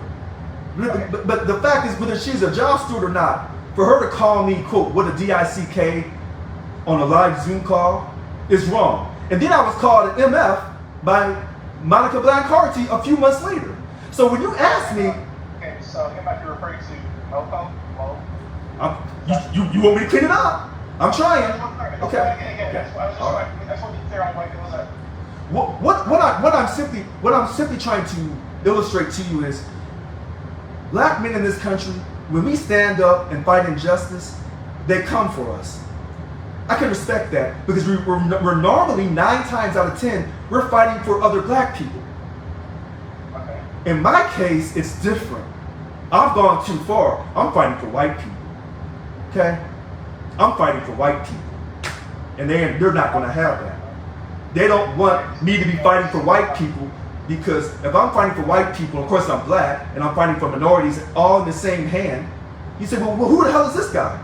Well, he was elected president of Local 1000, and he's fighting for wages and high quality working conditions for everyone equally. Substantial wages. So what's wrong with that? That doesn't fit the narrative of the Democrats or the Republicans, because I'm trying to bring everybody together as one group. In other words, I'm trying to unify, and they don't want me unified. So let me just say this much. I mean, this is only our second session. We've had a few phone calls. Nothing sort of your work is more like this. I just want to be as transparent with my audience here. And just based on my interactions with you, you're very passionate about the union. I respect that. You're passionate about being forthright and transparent in your discharge of your duties. I respect that as well. Because from my experience, a lot of people sometimes, when you're placed in a position of authority, sometimes you use those positions for self-enrichment. It's not so much about serving people that they're supposed to be serving, like members. It's more about money, and money is a very disruptive force. But I'm curious to know. There's a lot of, again, there's a lot of anger. There's a lot of anger from how you felt you were treated the leadership. And it doesn't seem like this is going to resolve itself anytime soon, because you were suspended back in February this year.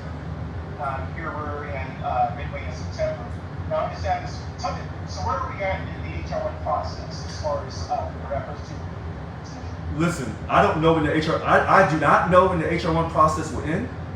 I am not allowed to talk about the HR1 process on when it's going to end or what's happening in the HR1 process. What I would tell you is this: anyone who characterizes me as being angry is wrong. I'm not angry, and I'm not emotional. I'm telling you what it is. Right. No. But I'm not angry. People are doing what I thought they were going to do. I'm just disappointed in the great state of California, because I thought, quote, that the majority of the white people in this state knew what they were doing. I'm disappointed.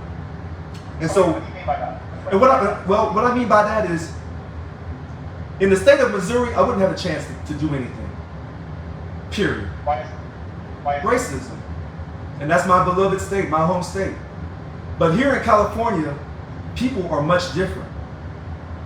And to see what I'm going through, and to see that the majority of my union is white people, and they're just going to sit back and let this happen.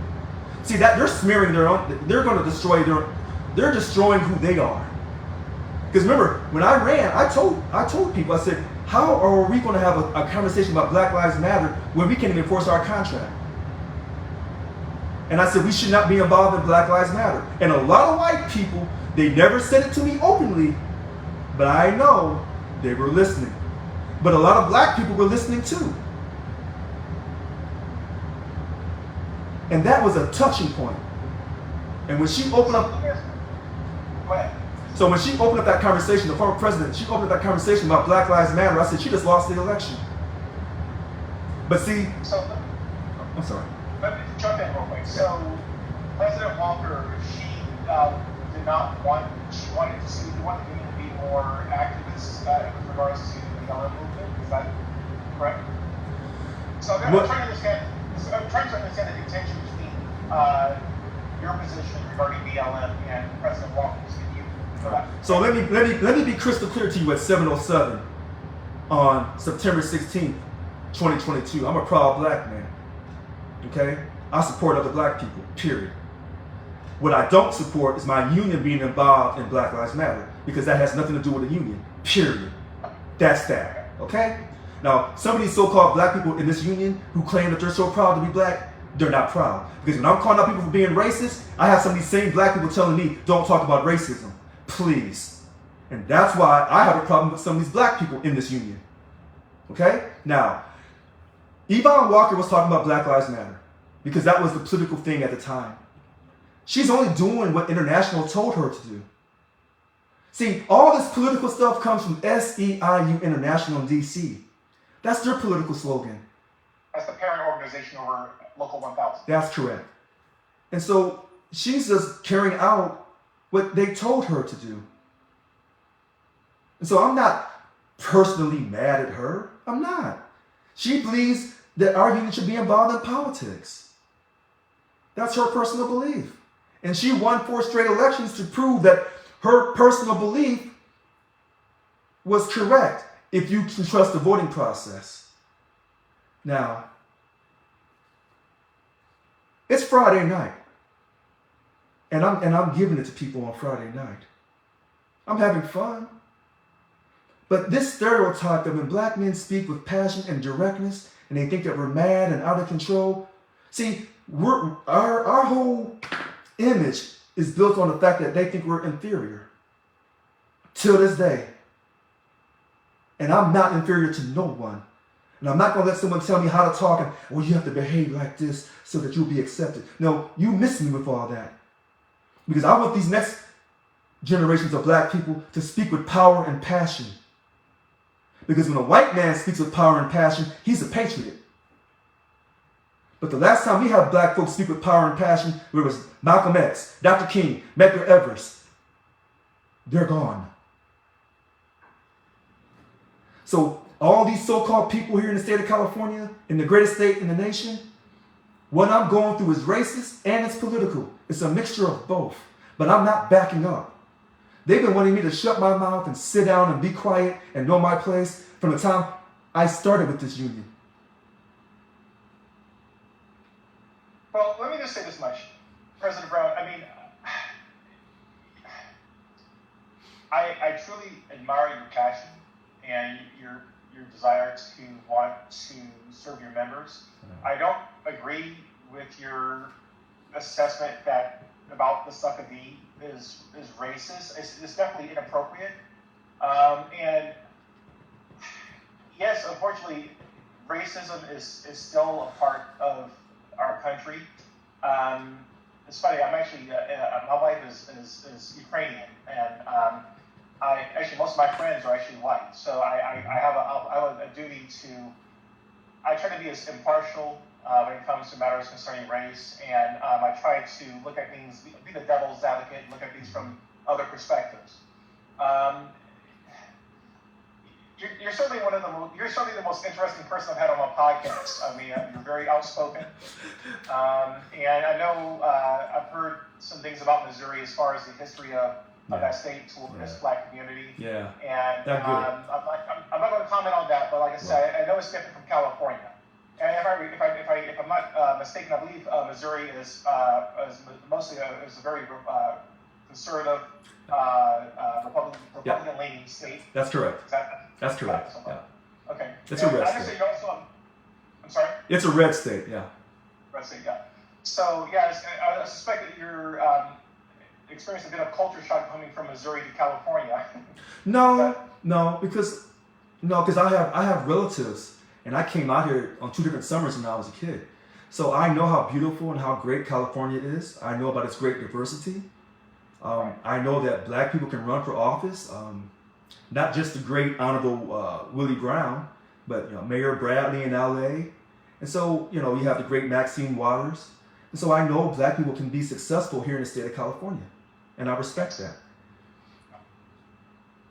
And they're normally, very close to the black community, and they're Democrats. Okay. I'm also a registered Democrat. They have racially profiled me as being a black Trumpican or a black Republican. I'm really, if I had to do my voters card again, I'd be an independent. Because there are some things of it. If I had to sign my voters card all over again, I'd be an independent. Because there are some things from the Democratic Party I strongly approve of. And there's some things from the Republican Party I strongly approve of. Right, I'm in the same boat. Okay. So with that being said, so when people say, well, why do you get so, bent out of shape about when she told you to suck a dick? Because where I'm from in Missouri, I'm sorry. Where I'm from in Missouri, when a white person tells you that, they're calling you the N-word. That's what that means.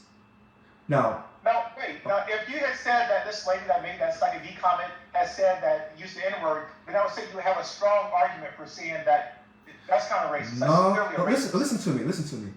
If you put, let's pretend we all went to the barbershop. Okay. And you asked me, right. But I'm saying if you were going to the barbershop and you put a bunch of black men in the barbershop and I told them what happened to me and I said, that's racist to me, some would probably agree with you and some would agree with me. Now, here's the funny thing.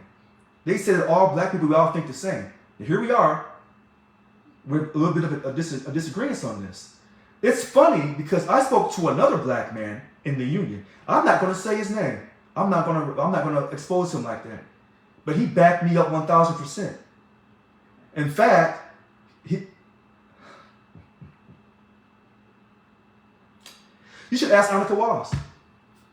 Ask her. Well, she's actually, Vice President Wallace has not returned my phone call. Oh, okay. Well, my interview, but all right. Well, she's just busy. I have made at least 2 attempts. No, she's not that busy. She's not. I'm sorry. What was that? Annika Wallace calls people at her pleasure. That's what she does. Now, but wait. Let me be fair to Annika. There are other people in this union who do the same thing. She's not by herself. Some people carry themselves like they're elite, and they'll call you at their convenience. They'll call you when they need you, but they're not going to call you for nothing else. So when I said that statement that was made about me by Teresa Taylor was racist, I meant every word. And then here's the other part of that statement, because she devalued my life as a black man. What if I was gay? See, that's the tricky thing. What if I was gay and I had a lover or a partner? See, that's the question. And so if I had been gay, she wouldn't have told me to do that. So you're telling me that gay people who you don't know they're gay until they tell you are getting more respect in America today than me as a black man? When you see me, you know I'm black? Is that what you're telling me? Because I can guarantee you, if I was gay and people knew I was gay, she would not have said that to me, because she would have known that was homophobic. But because she viewed me as just being a heterosexual black man, she can tell me to do anything and hide. Instead of calling me the N-word, she would tell me to do that. Where back in Missouri, they just call me the N-word and just get it over with. So that way we don't have to guess. So how long did you live in Missouri? I'm just curious. My whole life. I'm from Missouri. I am Midwest. Okay? You see this? This is Midwest. This is when I speak, my words is worth my gold. I'm not bluffing. And here's the funny thing. I remember when I was campaigning, and I said we shouldn't be involved in Black Lives Matter. And this was in the summer of 2020 when Black Lives Matter was off the hook. My African-American friend, she said, boy, you lost your mind. And she's from California. She said, you have lost your mind. And I said, just count the days on me, because you know who I am and you know how I feel about us as black people. Count the days on me. But because her family was from the Midwest, she gave me credit. And she said, okay, I'll count them on you. And the funny thing about it, all the white people in the union who voted for me know I'm proud to be black. And I told them, you should be proud to be white. You should be proud to be white. I'm not asking you to not be proud to be white, because I'm not ever going to, diminish who I am as a black man. You do you, I do me. Now let's work together and get this money. Just that simple. Just that quick. I don't care if you believe in God, if you don't believe in God. Let us get the money. And the money, the $100 billion, is there. The $100 billion. And listen to this. So wait, so for my audience, so the $100 billion that you're referring to is the state surplus that Governor Newsom claims California had for the 21-22 fiscal year, correct? Yes, and here's the funny thing. If he has the courage to tell you openly that there's $100 billion there, there's more there. There's more money there. Let me go back. So, yeah. When is the next bargaining contract coming up for renewal? Next spring. Next spring. Yeah. So how do you guys go about preparing for these negotiations? I mean, I assume you guys request information, certain documents from the Department of Finance regarding the state's fiscal health. Hold on, Smarty. I want people to understand that this man is very smart. First, no, I'm talking about you. That's a great question.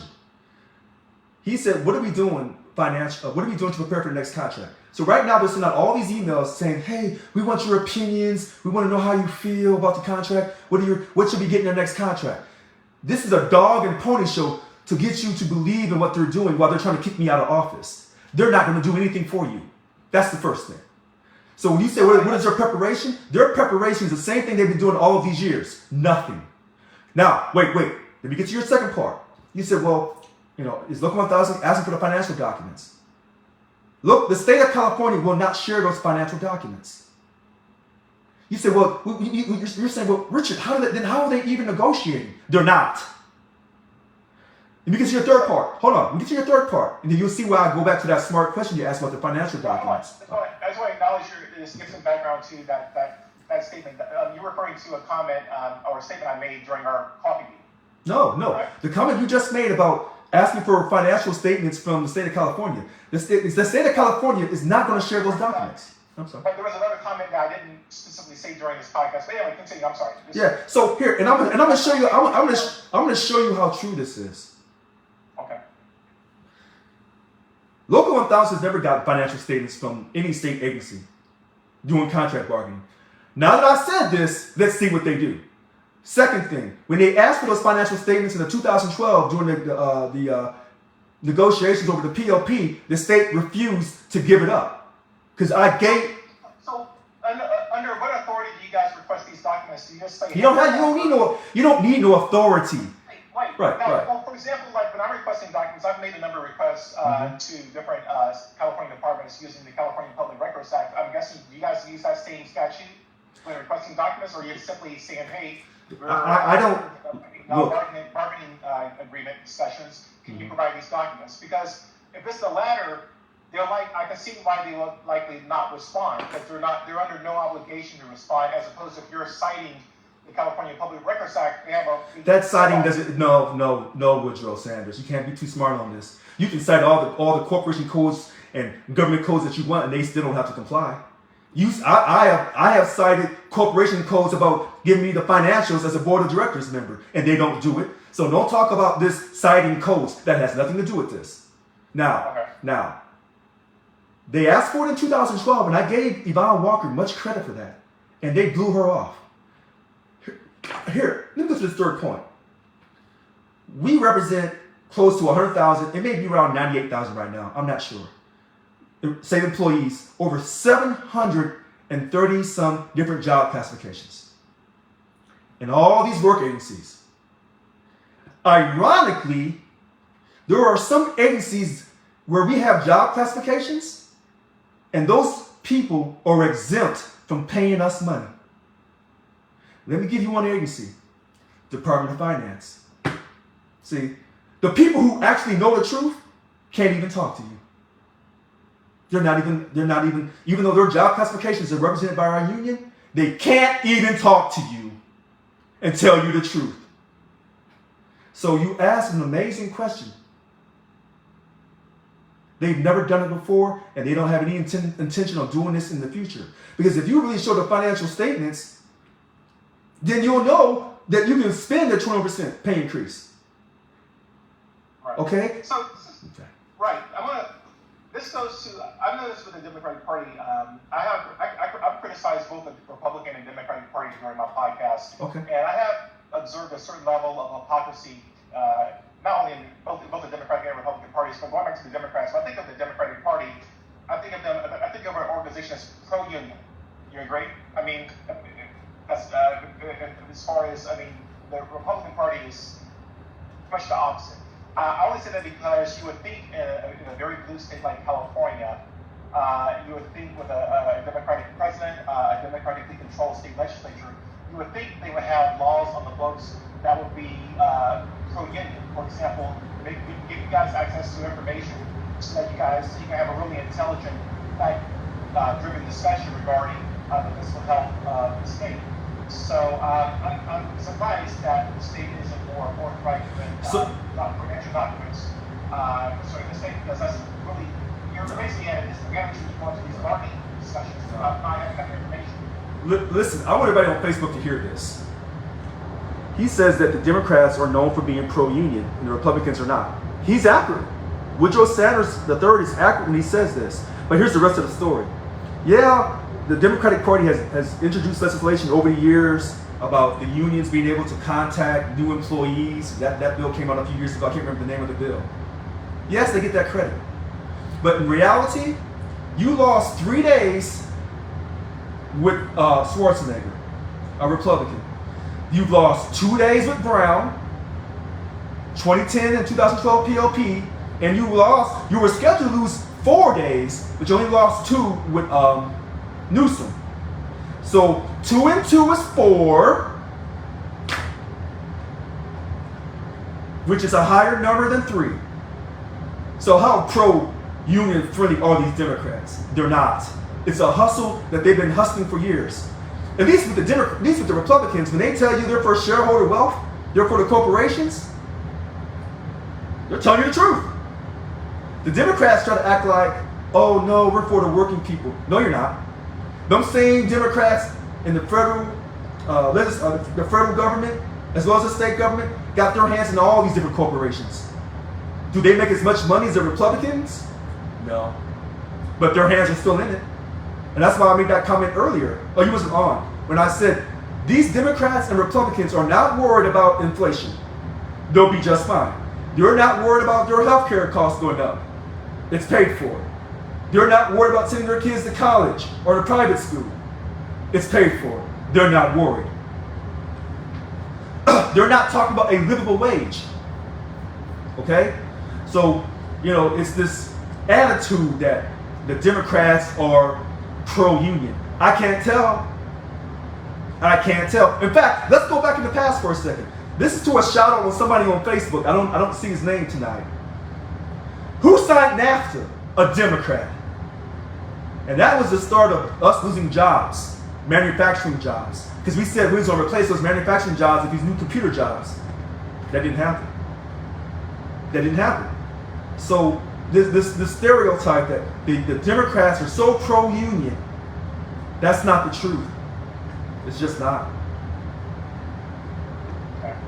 So let me ask you this. As you know, the general election in California is coming up. It's November 8th. What are your thoughts on both Speaker Anthony Rendon and also Pro Tem Speaker Tony Atkins? What are your thoughts on those two? Do you have a position on that? No, I don't have any position on any of the people running for office or the people in the state government. The only position I have, I was elected to do a job. I don't care who sits in the office. I want to negotiate in good faith, and I want to make sure you and I and everyone gets a 21% pay increase across the board, along with GOP and COLA, along with the ability to grieve our grievances up to arbitration. So we need a strike fund. Okay, so going back to this is your personal opinion on certain legislators that are up for re-election. I'm personally not a fan of Speaker Anthony Rendon. Do you think, just based on your observations, do you think he deserves re-election? Deserves his second term, another term? Well, what has he done, Mr. Sanders? I'm not going to defend this strike record. I'm not a fan of his. I'm not a member of his district. If I was, I would not re-elect him. In fact, I'm trying to get his opponent on my podcast so I can share her agenda with my audience, because really anyone is really preferable to Speaker Rendon at this point. That's my same position with regards to Pro Tem Tony Atkins.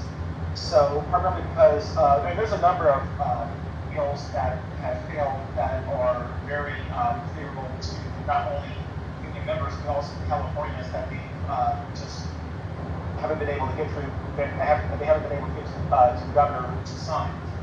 So that's just my personal opinion. I was just curious if you had an opinion on either one of them. No, listen, no, because I didn't get elected for my personal opinion on these politicians. I wish anybody success in any race that they run in, because I'm not a hypocrite. I wanted to win. And so anybody who runs for election or re-election, I wish them nothing but success. I said the same thing about Yvonne Walker. She's retired. She's running for the retiree seat for the CalPERS board. I wish her success. Does that mean that if I was a retiree, I would vote for her? No, I can't say that. So I wish people success in all elections, because it takes a lot of hard work, and you're going to get criticized for what you didn't do or what you did do. It's easy for me to say this because I look at myself. It sounds like a really odd position to take, in my opinion, all because of your role. The role of the legislature as far as passing bills that are favorable to your members. So I'm surprised. No, because I don't worry about. Listen, my platform says no politics. Point one. And so if someone's being elected that is going to try to pass a bill that's going to hurt the union, no, I wouldn't like that. But then again, I would say, what does my contract tell me?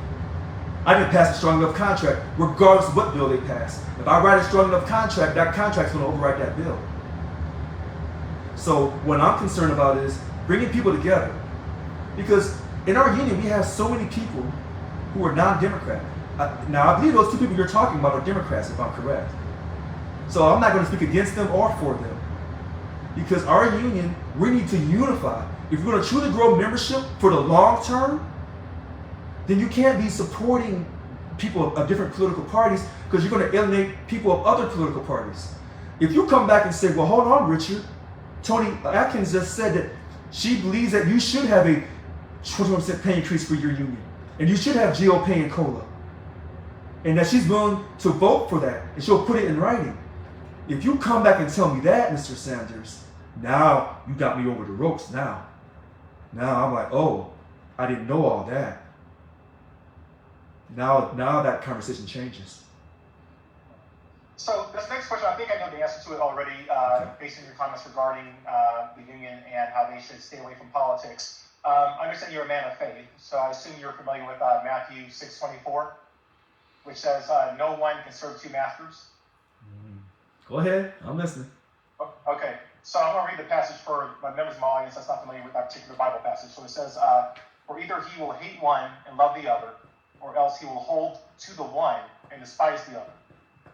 So I only cite that particular passage because the union did endorse Gavin Newsom in the primary, and I see that particular action as problematic because the union leadership, if you're endorsing Gavin Newsom in an election, I can see how that can become problematic when going for positions that's not favorable to the administration, like certain positions. So it seems to me, I personally think that's a bad practice of the unions endorsing, especially at least at the governor's office, like the governor, gubernatorial, people seeking gubernatorial positions, endorsing them because you're going to run into a situation where there's a certain bill going through. Whoa.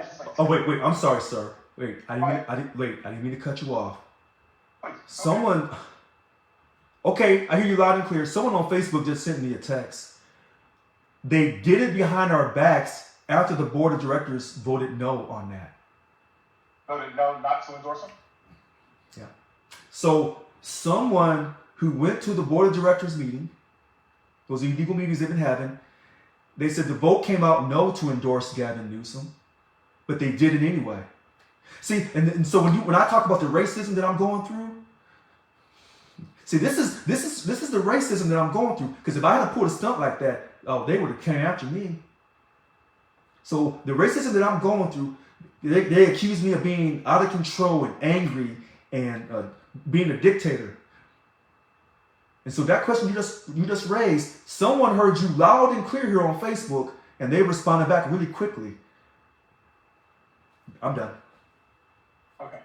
So I assume, I think I have to answer my question. So you're against endorsing any candidate, whether they're running for governor or the Senate or the Assembly or any local position. You're against any of that, right? Again, I ran, and my number one point, create new financial spending, no politics. This is why they tried to hurry up and suspend me before the primary and before this general election, because they were running out of time. I said no politics. And that's what I meant. I'm a man of my word. So when you say... Just to clarify, so no politics means no endorsing any candidate? No. Let's wait. Let me explain this.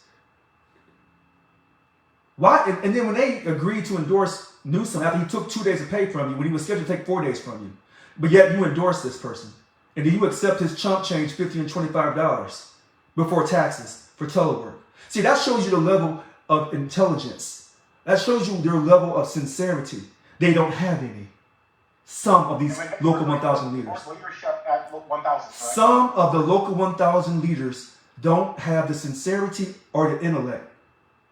You can't take my money from me and think I'm going to vote for you. Okay? Period. Now, I ran on my platform, and I keep going back to my platform.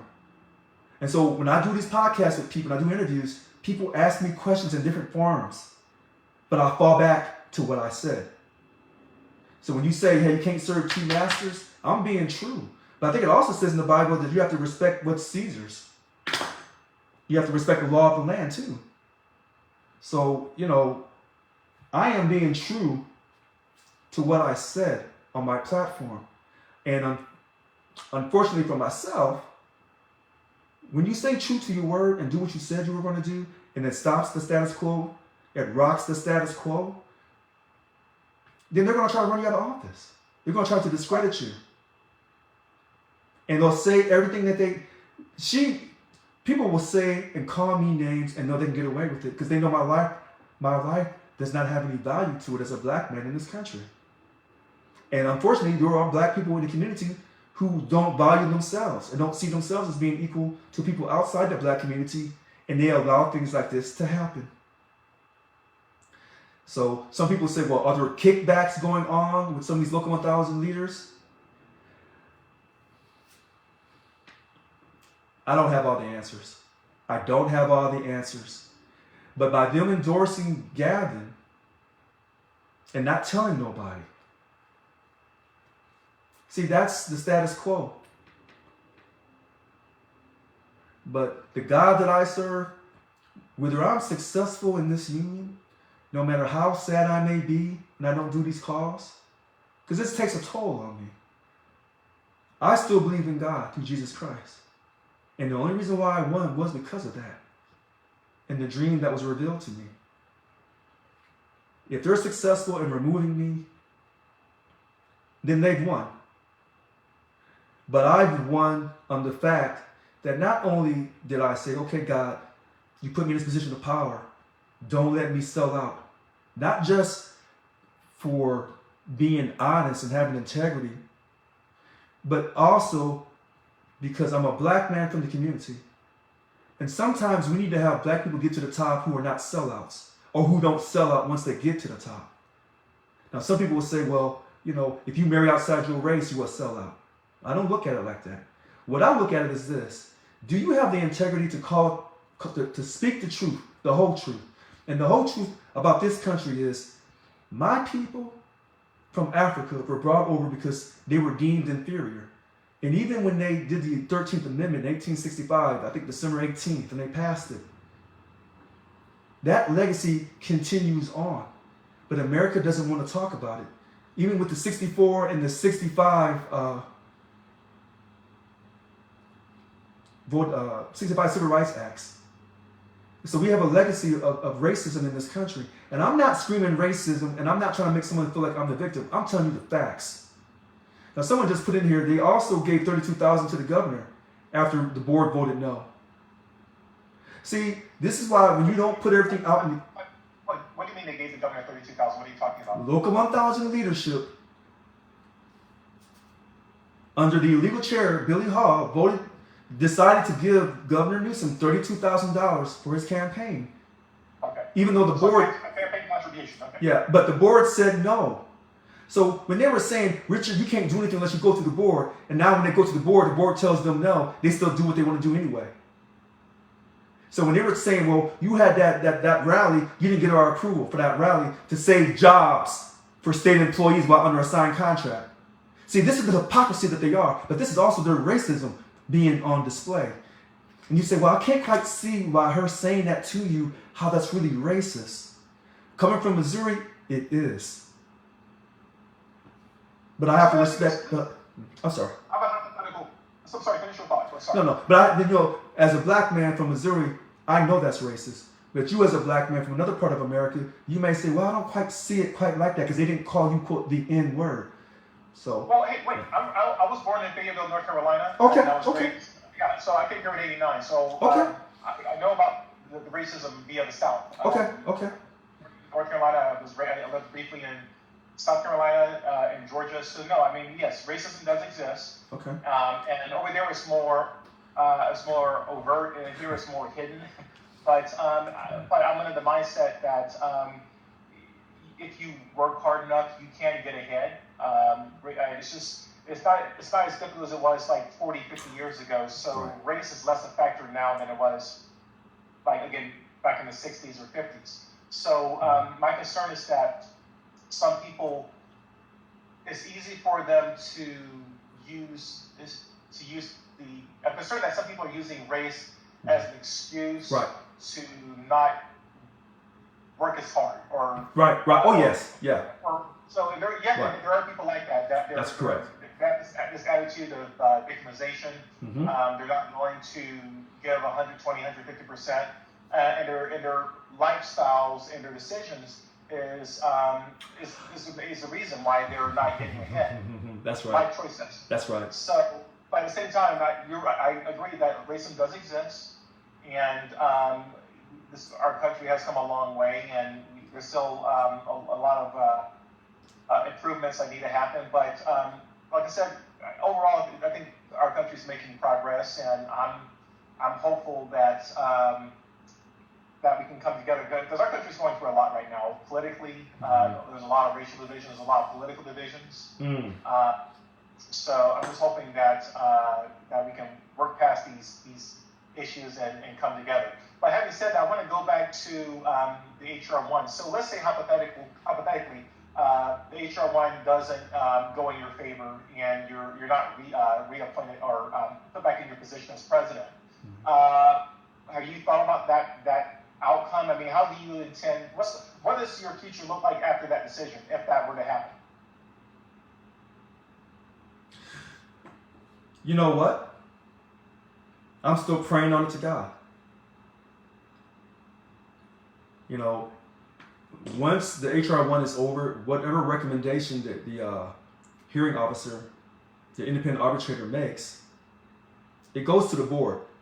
Now, I hope people will demand that board meeting be open, because it's a disciplinary action, so they'll want to have it closed. And so when I was telling people earlier, you demand to have that hearing open so you can hear the truth, so you can see how these DLC presidents, the ones who want to vote to remove me, you can see who they are. If they vote to remove me, you know, is the fight over with? Maybe. Will I continue fighting? Maybe. Will I tell you my strategy on Friday night? No. I'm not going to tell you my strategy. So let me ask you this. So as far as the HR1 process, you've had at least one hearing already, correct? I had a number of hearings, yes. Okay. So how many more hearings are left before you receive a final decision on whether or not you can be... I don't know. I don't know. Okay. Yeah. Have you already had a hearing where you are allowed to submit all of your evidence rebutting the claims, the allegations made against you? Have you already had that hearing? I'm not allowed to go into the details about the hearing and stuff, but the hearings are not done yet. Okay. So I'm just curious, but who is preventing you from going into the details? Is this a union policy? This is the independent arbitrator who, his name's Homer LaRue, that says that we're not allowed to talk about the hearings and the stuff that's happening at the hearings. Now, I wanted... Okay, but wait, this arbitrator was appointed by who? They selected him, leadership. Okay. The board leadership at 1,000.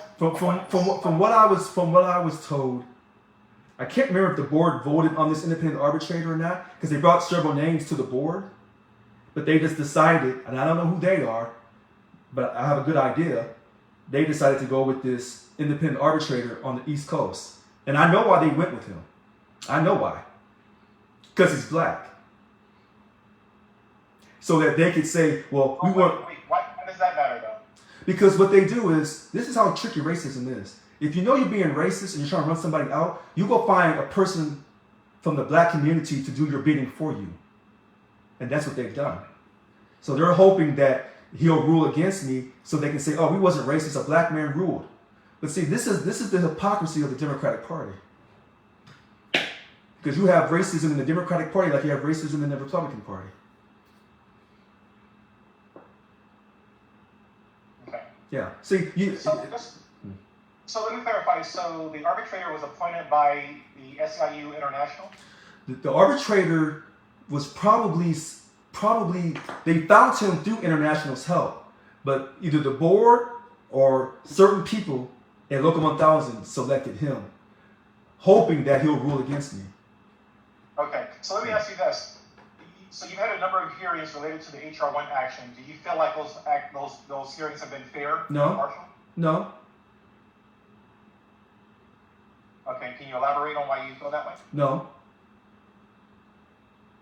Okay. Because I don't want these people to come back and say, we was talking about the HR1 hearings. I don't feel this process is fair at all. Not absolutely. And it violated the policy file.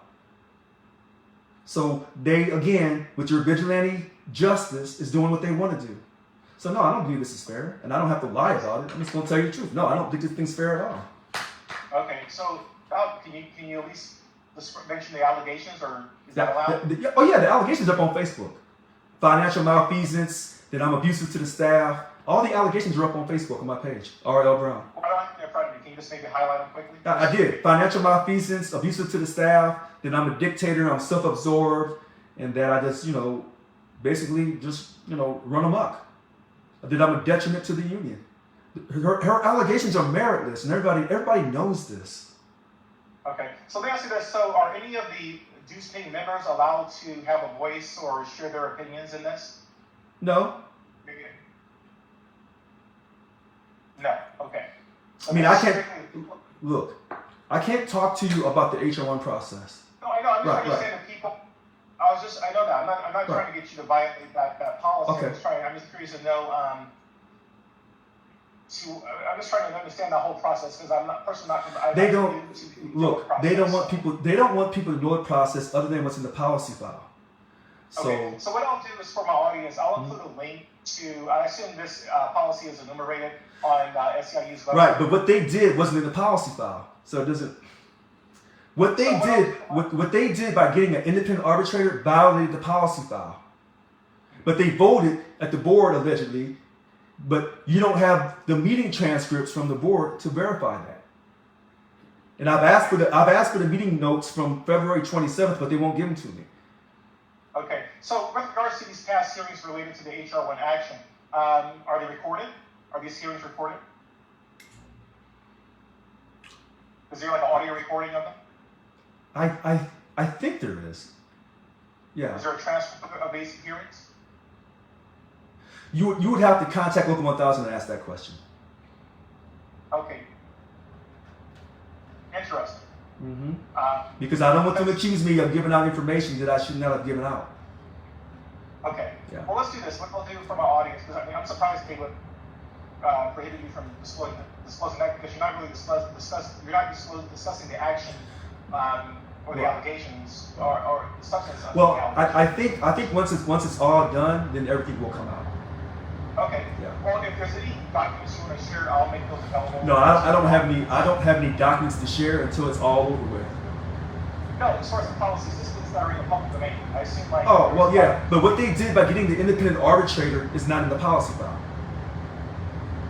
Okay, so you can't tell me under what authority they were allowed to appoint these arbitrators? No, I can't. Other than the rumor that they did it at the board, but when they do stuff at the board, they don't put it up on video for you to review the video. This is what I keep trying to tell you. They're not going to tell you anything. So everybody's guessing, and that's what they want you to do. They want everybody to guess and speculate and create all these rumors so that no one knows who's telling the truth. Okay, so these board meetings, I assume that those recorded whenever the board meets? I don't know. Because when I was doing the board meetings, they were all up on Zoom, and they're on my Facebook page personally, because I didn't trust Local 1000. But now, when they did their retaliatory suspension of me, some of those board meetings may be on Facebook, some of them may not. You don't know. Right, but back when Yvonne Walker was president, did she No. Did she record? No. Finish my question. Right. When Yvonne Walker was president, did she record the board meetings? Did she provide transcripts of these meetings? No. Listen, before I came on board, those board meetings were closed. Members could come if they knew when they were happening, but there were no recordings for people to review the board meetings, because they were doing all kinds of corrupt stuff in the board meetings. When I came on board, my very first call I did on video, and I said everything I do will be on video, so you can watch me and quote monitor my behavior, good days and bad days. Once they did their retaliatory suspension of me, some of those board meetings may be on Facebook, some of them may not. Because they put certain stuff on and they take certain stuff out. You don't know what they've done. Okay, so let me ask you this. How about the minutes of the board meetings? I've asked for the meeting notes. They won't send them to me. If I had the meeting notes, I could send them to you. Okay, so back when Yvonne Walker was president, even the minutes, she didn't disclose those? No. They would hold on. They would disclose the meeting notes to the board members, but to no one else. That seems a bit shady. Our union is shady. That's how I got elected. because I was eliminating all the corruption. So the person they tell you is the detriment to the union ain't the detriment.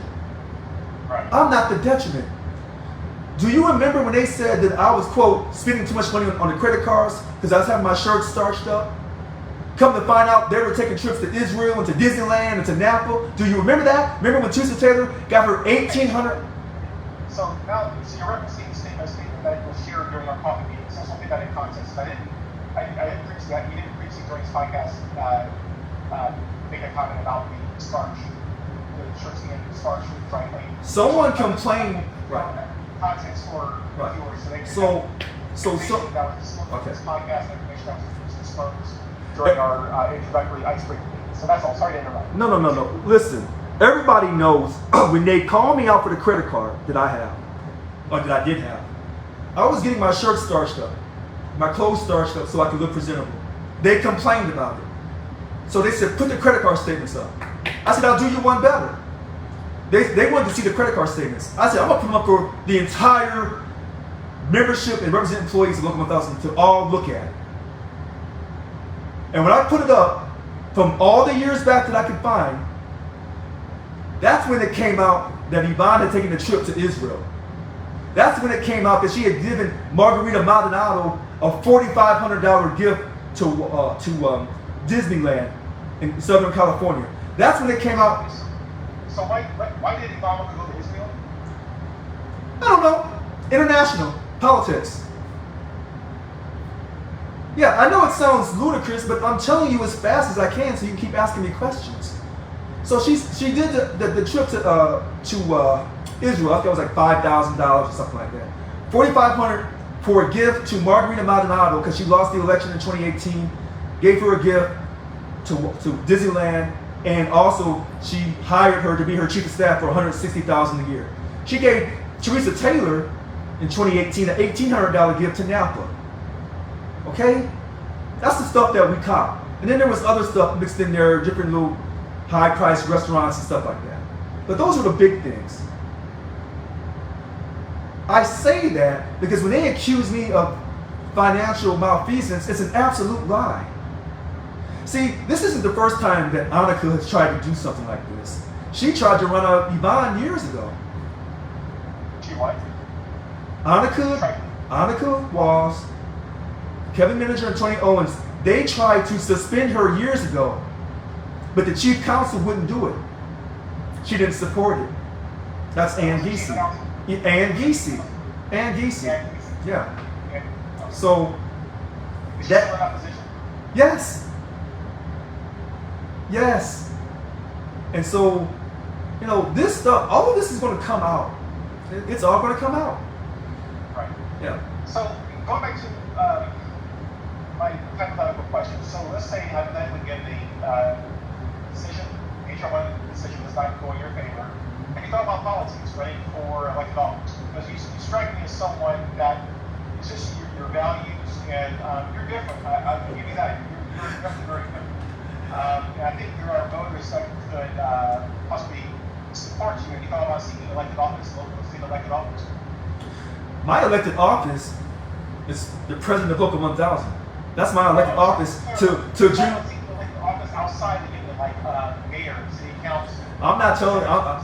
Listen. Why would I want to tell someone my long-term plans? Because my long-term plan right now is to serve my term to June 30th, 2024 for Local 1000. That's what I was elected to do. I'm not looking to do anything else. So when you say, well, what if this doesn't work out for you? Do you have plans to do something else?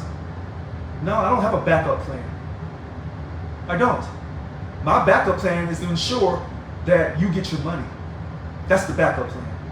So my first thing is to retain my presidency and get my powers back. Then the backup plan is to make sure you get your money. How are you going to do that if you're not in a leadership position with the union?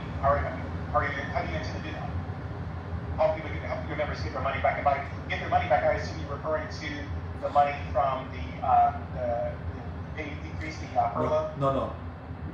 What I meant was get my position back and then get you your money.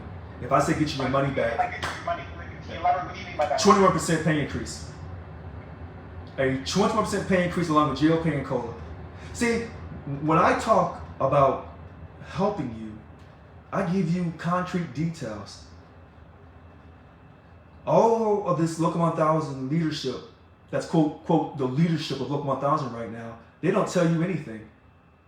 They don't inspire you. They don't tell you anything. They just flip-flop around because they don't want to be held accountable for what they say. I say we're going for this money, 21%. That's the number. Nothing less. Period. And we don't need no offsetting deductions like the OPEB to continue. That has to end. Period. That's part of my 10-point platform. Stopping the 3.5% OPEB, other post-employment benefits for your retiree health care. Stopping that altogether. Right. So let me ask you this. So ultimately, taxpayers are the ones that have to foot the bill for this 21% pay increase. How do you intend to sell them on that proposition? That's not my job to sell them on that proposition. My job as the union president is to obtain a substantial pay increase for the new contract. That's not my job to sell it to the public. That's not my job. Nowhere in that policy file bylaw does it state that. But surely you can see how that position is politically unpopular. I mean, I get it, right? Well, actually, right now the state has supposedly, allegedly, has a $100 billion surplus. Right. So do you think there's much political will in the public to support that? Here. Good, yes. I mean, but also, let me say, do you think if you had to do like a survey, if you were to like do random man on the street, asking people, hey, what is your opinion of public unions, state public unions? Do you think public workers are doing a good job? How do you think they would respond to that question? Just curious. You know what? I won't even speculate because I think there's been a perception over the years that we're lazy, we're uninspired, we're uneducated, we're unmotivated. We collect all this money and that we don't work hard. I think a certain percentage of the public believes that about us. I've said that in my 2015 and my 2018 campaigns. How do you intend to refute that now? What evidence do you have to push back on that? The facts are the facts are this. We're the fourth or fifth largest economy on earth. That tells you that we're not lazy as state employees. Period. Okay? The public, how are you driving around? Who's licensing your vehicles? Who's quote running these quote state hospitals? Who's running these prisons and you go and see your family that's behind those prison walls? Okay? Who's making sure these roads are quote workable, drivable? All right? Who's running that ocean to make sure that that's being run correctly? You know, who's the police on those highways? What do you mean running the ocean? What do you mean by that? There are state employees. We have state workers. I forgot what agency it is, but it's like the ocean authority, whatever, down off of San Francisco Bay down there. What do they do? Just curious. They make sure the barges and stuff are being run correctly. So yeah. So you have that. You have our police on the state highways making sure that safety is being done. All right. You have law enforcement. You have the park rangers. Okay. You have all your taxes. So you're trying to sell me. I'm Forrest Gump. So basically, it sounds like you're trying to sell me on that you guys deserve a 21% raise. No, I'm not trying to. It's because of all these public services that you just rattled off. Mm-hmm. If that is sufficient to justify this raise. But what about all this news? Because oftentimes when people hear about California public services, it's not in a good context. It's like there's mismanagement, there's something shady going on. I mean, I always encourage my viewers to check out the whistleblower report, the whistleblower reports that are published by the California State Auditor. And unfortunately, that's not the best. It's not representative of the conduct of state workers. I mean, there's a lot of good state workers, both rank and file and department leaders that do a good job. That's correct. So it's very inaccurate to base your perception of public workers on those. So, but how do you go about educating the public, getting them on your side, not just for a raise, but changing your perception that hey, you guys are trying to affect positive changes, improve the quality of public services. When you have an administration, the Newsom administration, that at times they're not really forthright. They're not always candid with you guys. It's almost this. I mean, almost from day one, when Newsom assumed office in 2019, it's been sort of like a very contentious relationship between the union and his administration. So how do you go about selling taxpayers that you guys deserve a pay increase when you guys don't? When the union doesn't seem to have a good relationship with the people elected? Well, hold on a second. First of all, that's not my job. But wait a minute, Mr. Sanders. First of all, hold on, wait, no, wait. Let me stop you right there. No. Let me. Go ahead. Sorry. No, let me stop Mr. Sanders right here for everybody on Facebook. It's not a local 1,000 president's job to sell the public on anything. Period. Okay. And even if I knew, hold on. Wait a minute. No. Wait. Let me finish this, and then I'll let you continue on. It is not the responsibility of any local 1,000 leader to sell the public on anything, period. That's old status quo behavior. Now, I know how to influence the public, but if you think on Friday night, I'm going to tell you my strategy, wrong answer.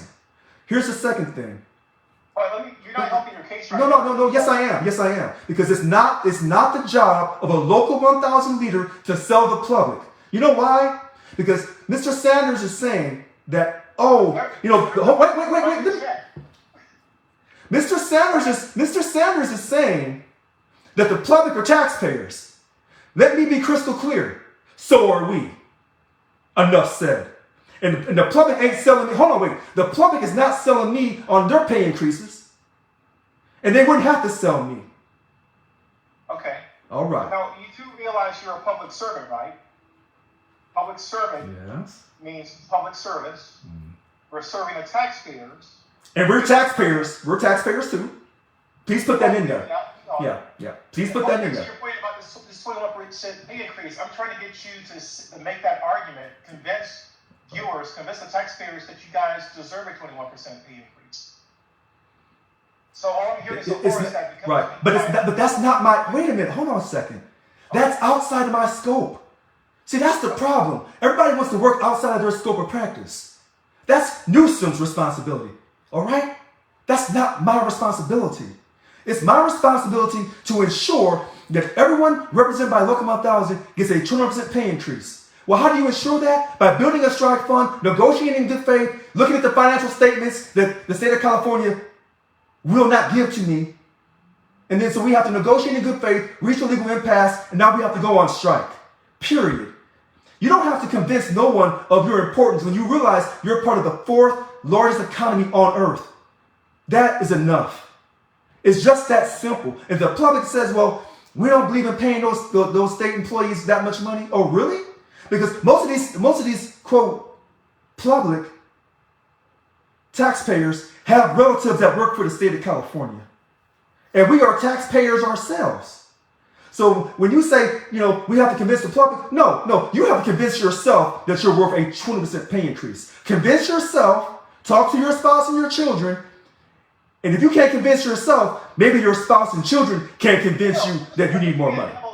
No, okay. I mean, I'm not saying that a 21% pay increase is not warranted. I'm not saying that. I'm just trying to be devil's advocate.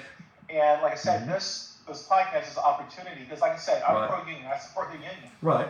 But I mean, the public, and I was doing some. I didn't have as much time to do research for this interview as much as I would have liked. But according to the Pew Research Center, a survey they conducted earlier this year, majorities of Americans see a decline of union membership as bad for the U.S. and working people.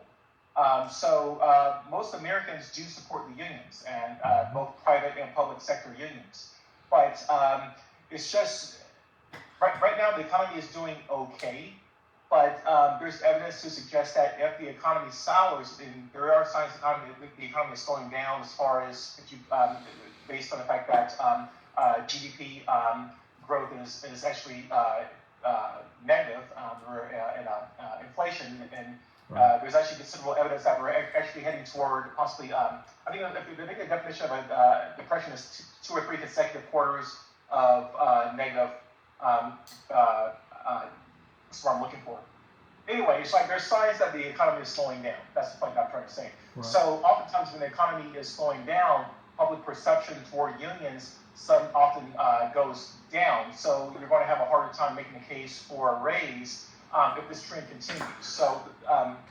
So based on the current state of California's economy, I wanted to give you an opportunity to make the case as best you can for this 21% pay increase. I want people. So what I'm hearing is that based on all these different public services that you rattled off, that's sufficient. If that's sufficient to justify the pay increase, is that an accurate assessment? I want everyone to hear this because he wants me to make an argument, and I'm not going to make the argument because wait, hold on. Let me state this. It is not the responsibility of a local 1,000 leader to sell the public on increasing our pay, giving us a significant pay increase. Because we're taxpayers ourselves. I don't care what you say. I'm going to go back to what I've said, and I'm not going to bend on this.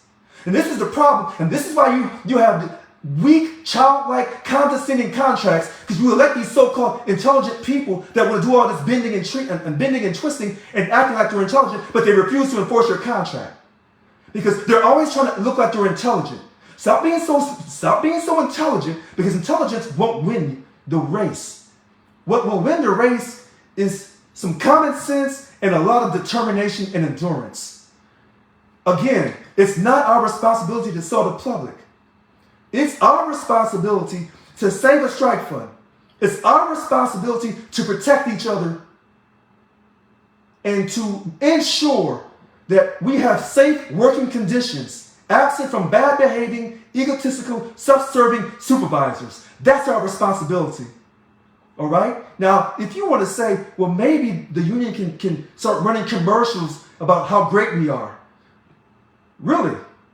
Okay, well, hold on a second. Wait a minute. I'm sorry, because this is what I think taxpayers care about. They care about improving public services, reducing operating costs at the departments. One area that I've never been a fan of this. There's currently 234 departments. That is just a recipe for disaster. No administration can possibly manage that number of departments. So here's a question for you. Why hasn't the union been more vocal as far as pushing Newsom and prior administrations to consolidate, to reduce the number of departments and maybe reduce operating costs? These are things that taxpayers care about. Let me tell you. Let me say this to you, because I'm a taxpayer. You want to ask me what I would do to convince the public of a 20% pay increase, but yet you didn't talk. Hold on, wait a minute. You didn't talk about the fact that Newsom got a pay increase and the public didn't weigh in on that. See, you didn't talk about that. How that little private commission agreed to give Newsom a pay increase. I can't remember how much it was, like 4 or 5% or something like that. But you didn't ask the public about their opinion about that. But yet you want to ask me my opinion about why we're worth a 21% pay increase when our money has not kept up with the rate of inflation and the purchasing power of the dollar. Okay, and that's across. Right. And then wait. Let me go back to the thing about the public. You said, convincing the public. Really? Well, it sounds like the man in New York, Mr. Smalls, he convinced the public to where he was able to unionize Amazon workers. And so they've been running these unions, trying to unionize a lot of workers across America. Some successful. Oh, that's different. That's a private sector. No, wait. It involves the public, period, to perception. And what I'm simply saying, what I'm simply saying to you is, and now maybe other local 1,000 leaders will agree with you and they'll say, well, let's try to convince the public of this money we need. You're silly to think that. And I'm going to call it like I see it. Because everyone wants to be so smart and so intelligent. But if you are so smart and so intelligent, then why didn't we enforce our contract? Okay? So all that smartness about, we have to do this and we have to do that and we have to fly to Norway, that's hot garbage. It's silliness that's beneath me. All they had to do was enforce the contract. We would have never lost 2 days of pay. But they refused to do that with their superior intellect. And the public didn't care. Okay. So we didn't ask the public. Did we ask the public to come to our rescue to enforce our contract? Then why am I asking the public now about my 21% pay increase? I'm not. Okay, we're kind of running out of time. Oh, okay, I'm sorry. All right, I'm sorry. This is my fault. I mean, this Okay. was originally going to be like a 1 hour podcast. Okay. Just like a question. No, you're engaging me, so I'm engaged. So this is fine. Okay. So, but my concern is, like I said, if I were in your shoes, I would be focusing my attention on, I would want the public taxpayers on my side. I think it's easier to win the argument for a pay increase if you have the confidence of taxpayers. So, and that. Well, wait a minute. Wait. Let me I'm finish my sorry. thought. I'm All sorry. I'm saying I'm sorry. is that it can't hurt to get taxpayers on your side. Do you agree with that? Agreed. Yeah. Okay. So I'm just saying, if I was in your position, I would approach this. I would say I would.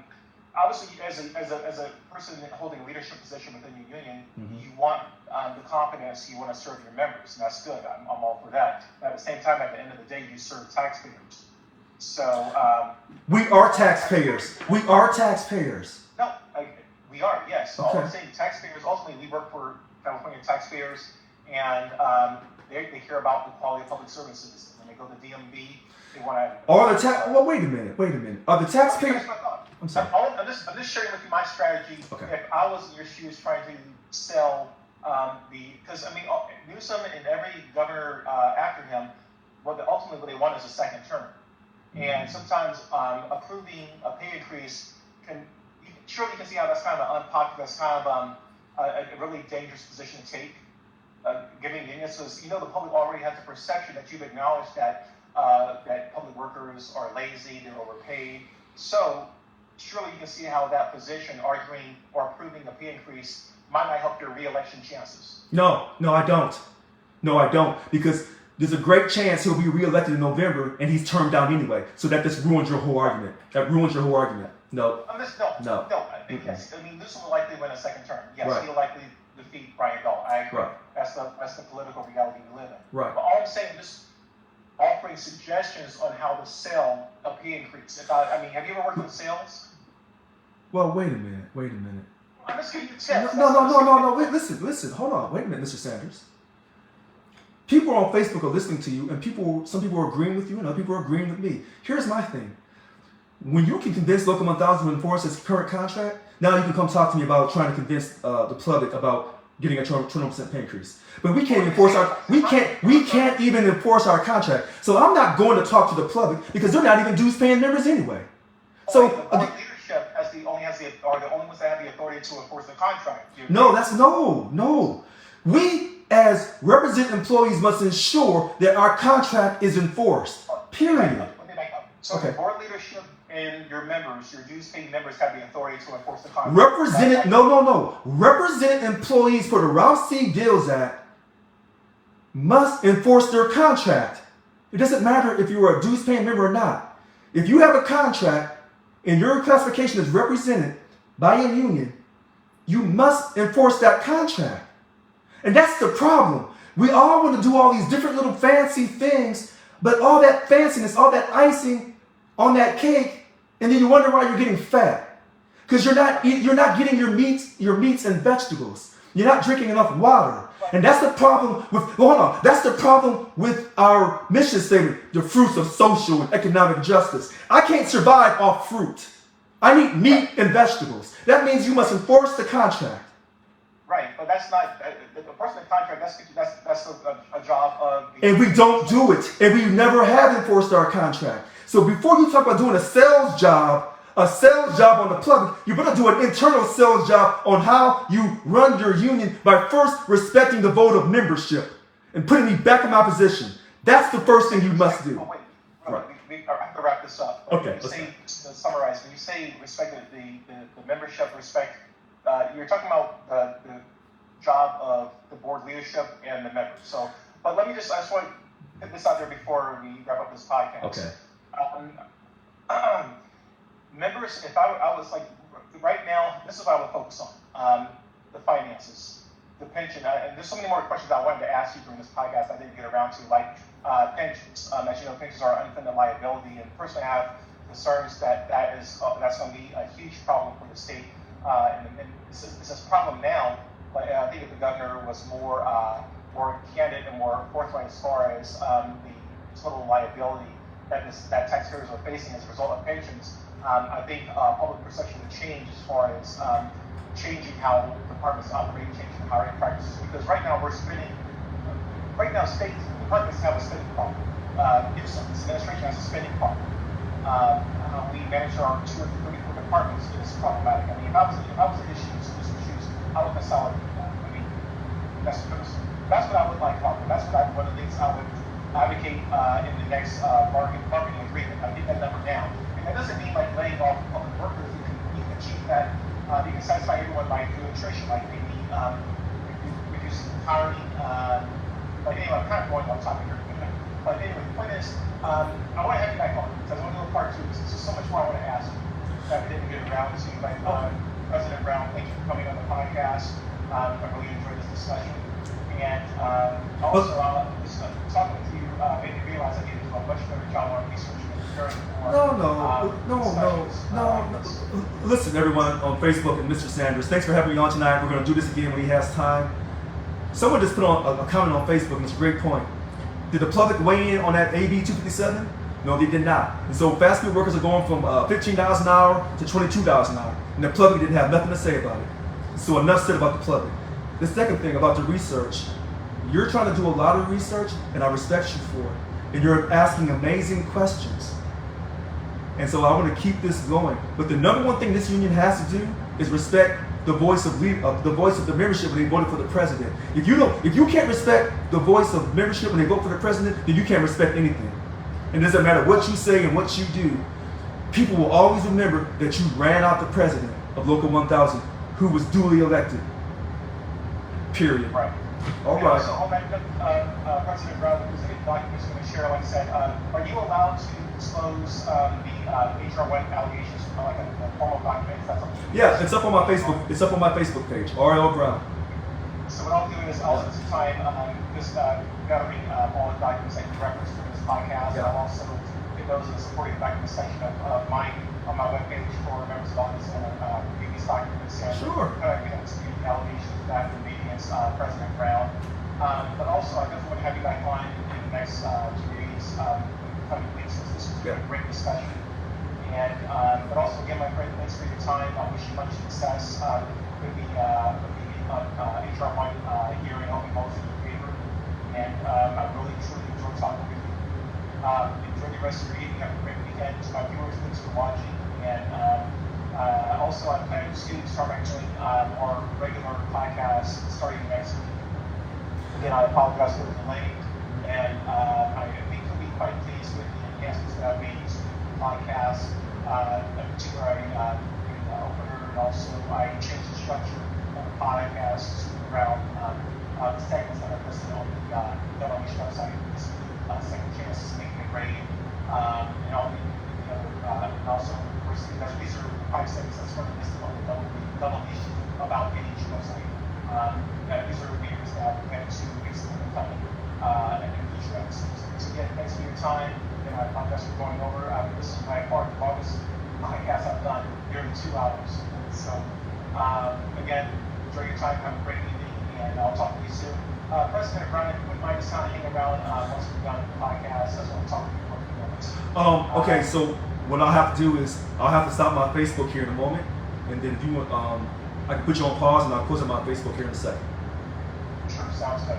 Okay. Well, my viewers, thanks for watching, and stay safe, and see you next time. All right. So everyone on Facebook, we started at 5:40 this evening. It's almost 8:20 p.m. We were talking to Woodrow Sanders III, a Local 1000 member. He asked a lot of amazing questions. Thank you for all the comments. You kept me on my P's and Q's. Whatever I forgot, you made sure to remind me of things. Thanks for the information about the board. I greatly appreciate it. Listen, we can't give up. I know we're tired. We won't give up. We'll stay true, and we'll stay committed to getting this done. Have a great weekend, and I look forward to speaking with Mr. Sanders here in the next couple of days, and we'll do this live all over again. All right. Mwah. Love y'all. Talk to y'all soon. Today was September 16th, 2022. Good night.